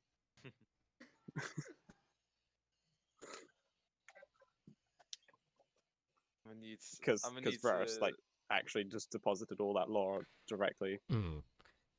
Oh, there is so much I lore mean, to come. Josh, at some point, I'm gonna need to get in a VC with just me, so I can get some of that lore based on what I've seen. Oh yeah. Yeah, I'll we could probably do it Yeah. after this actually. Yeah. Because Yeah. unless you have something. No, I don't. How did everyone else feel about the session? Enjoyed it, other than when I kept getting interrupted on my end in my house. You're fine. Jason? You're right. Yeah, You're tired. Go to sleep. I've been tired all week. Go to sleep. Bob, how did you feel about today's session? I did have fun. That's good. It went pretty well. Sorry, creaky doors open. Nah, sorry. Yeah, that's good to hear. I do feel like I need to involve more people a little bit more often, but there's a specific 3 or 4 of you who talk the most. No, I'm not saying that's a bad thing at all. It's great. It shows you're engaged and you want to continue doing this, which makes me feel better about it. My only thing is make sure other people get a chance as well. My thing is, when I'm quiet, I'm either thinking or I'm trying to give other people a chance to speak. And I fully understand that. I fully understand that. I do it as well. I also when I'm being just like silent, I'm just sort of seeing if anybody else wants to go before I say anything. I'm like waiting to see if anyone else wants to say something, and then when the silence has gone a bit too long is when I come. I am gonna start taking on 2 things that Matt Mercer does that I quite like, and I'm gonna take on a rule that Brennan created. I will talk about that next week a little bit more with the Brennan. Box of Doom? With the Brennan rule, I'll explain that more next week because we're too tired to talk about it any further here. With Matt Mercer, whenever people want to listen in for whenever people are trying to either persuade or decept, he says, roll me perception or persuasion or deception, and you're the one who tells the roll, and he's the one who can manipulate it. I'm gonna start using that more.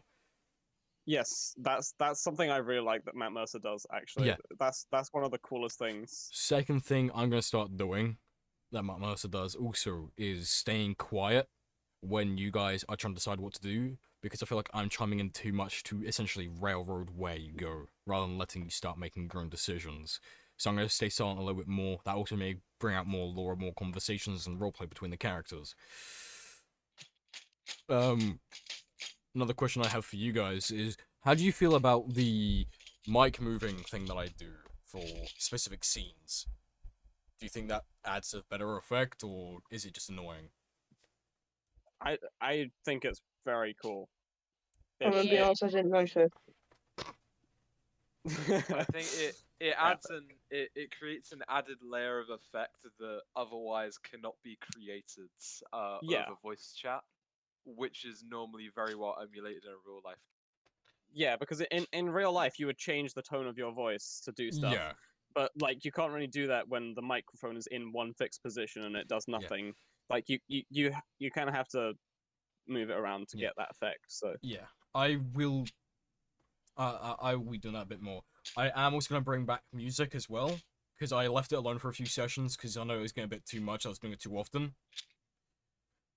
Just left it alone, you know, take a break from listening to the constant music during my sessions. I may have a recommendation for that. I think music is good for when we're fighting. When we're doing the roleplay, I think it's best to keep it off. Yeah. In my opinion. Yeah, that's what I'm gonna be honest, that's actually what I was going to suggest as well. That. Yeah, no, that's right. Like I said, that's why I said I was going to introduce it back the next session and do it. I was planning to do it for combat only anyway. Yeah. There are certain. That way it's just like there are. That way it's just slightly easier to hear people during their like roleplay part. Yeah. Is without the music. I mean, with the roleplay stuff, it's still like there are certain scenes where the music is good, but it's also done the right music. And I'm very picky about that, so I'd probably pick the wrong one anyway by accident, depending on the situation. But anyway, all that aside, I will go over the Brennan Lee Monaghan rule next week. We are now in Icewind. We are now entered into the Icewind Dale arc. I do apologize. Feel like I railroaded it a little bit too much, but I kind of wanted to barrel through this because the role playing earlier this session definitely took a lot longer than I expected, but I didn't have a problem with that. Because the one-on-one stuff, like, you were meant to get roleplay one-on-ones, but because the roleplay at the very beginning took too long, we couldn't do the roleplay one-on-ones for your training arc, which is why I said you can describe how you think would make sense that you did it during those 2 months in the chat. Because that's still lore that you all would be aware of between each other. You're a party, you work together, you help each other one way or another. So you can still roleplay in that chat to do with the 2-month training arc if you want to. Epic. I'll probably do some of that. Yeah. That all aside, next week we are going to be jumping straight in with combat. In that case, I'm gonna need to coordinate with you, Brad, and fully set up that map. Yes. And Because yes. I'm working again next week, so I probably won't be here until 6:30 again. That's absolutely fine. Josh. I spoke to you a while ago and provided you an image of a wolf man, basically, or a wolf humanoid, which which is for the Icewind Dale arc. Did you complete all of that for me? Oh gosh. I think I did some of it, but I don't know if I did all of it. I've got to. Are you okay with me timestamping you till next Thursday for that to get it completed? Yes, I'll. Okay. Awesome. Yeah, I'll do that. But he is the leader of that Chainlink faction, just so you know. He's not a member of the council, the Shadow Council. Normally, the leaders of the Shadow Council of the factions are members of the Shadow Council. This person, he's not a member of the Shadow Council. There is someone above him who gives him the orders to run the faction, if that makes sense. They're the one who's part of the Shadow Council. This is one of the only 2 factions that has that system. So I thought I'd just let you aware of that. Okay. Because I know all of you are aware of the Shadow Council bullshit against all the factions. Yes. Can you send me a DM to just quickly remind me of everything? Because I can't find the message right now. I can find the image, but I can't find the message. Yeah, that's fine. I'll do that later because I'm going to relax a little bit, watch some Harry Potter, come back to my computer, update your weapon. Because I remembered I need to do that, and I'll remind you then about the cool. Getting that set up, because I also need you to work with me on that, you know, in terms of names, his power level, stuff like that. Yeah. All right. Do you want me to make it as a character sheet or a stat block? Stat block. Okay, cool. He is a faction leader, after all. That would be a stat block. Okay. Especially when you're level 18 at this rate. Okay. All that aside, thank you to everyone who came by for the stream. Thank you, players, for making this session just as fun for me as it was for me to design for all of you to enjoy. I will see you again next Thursday. Yeah, that's it.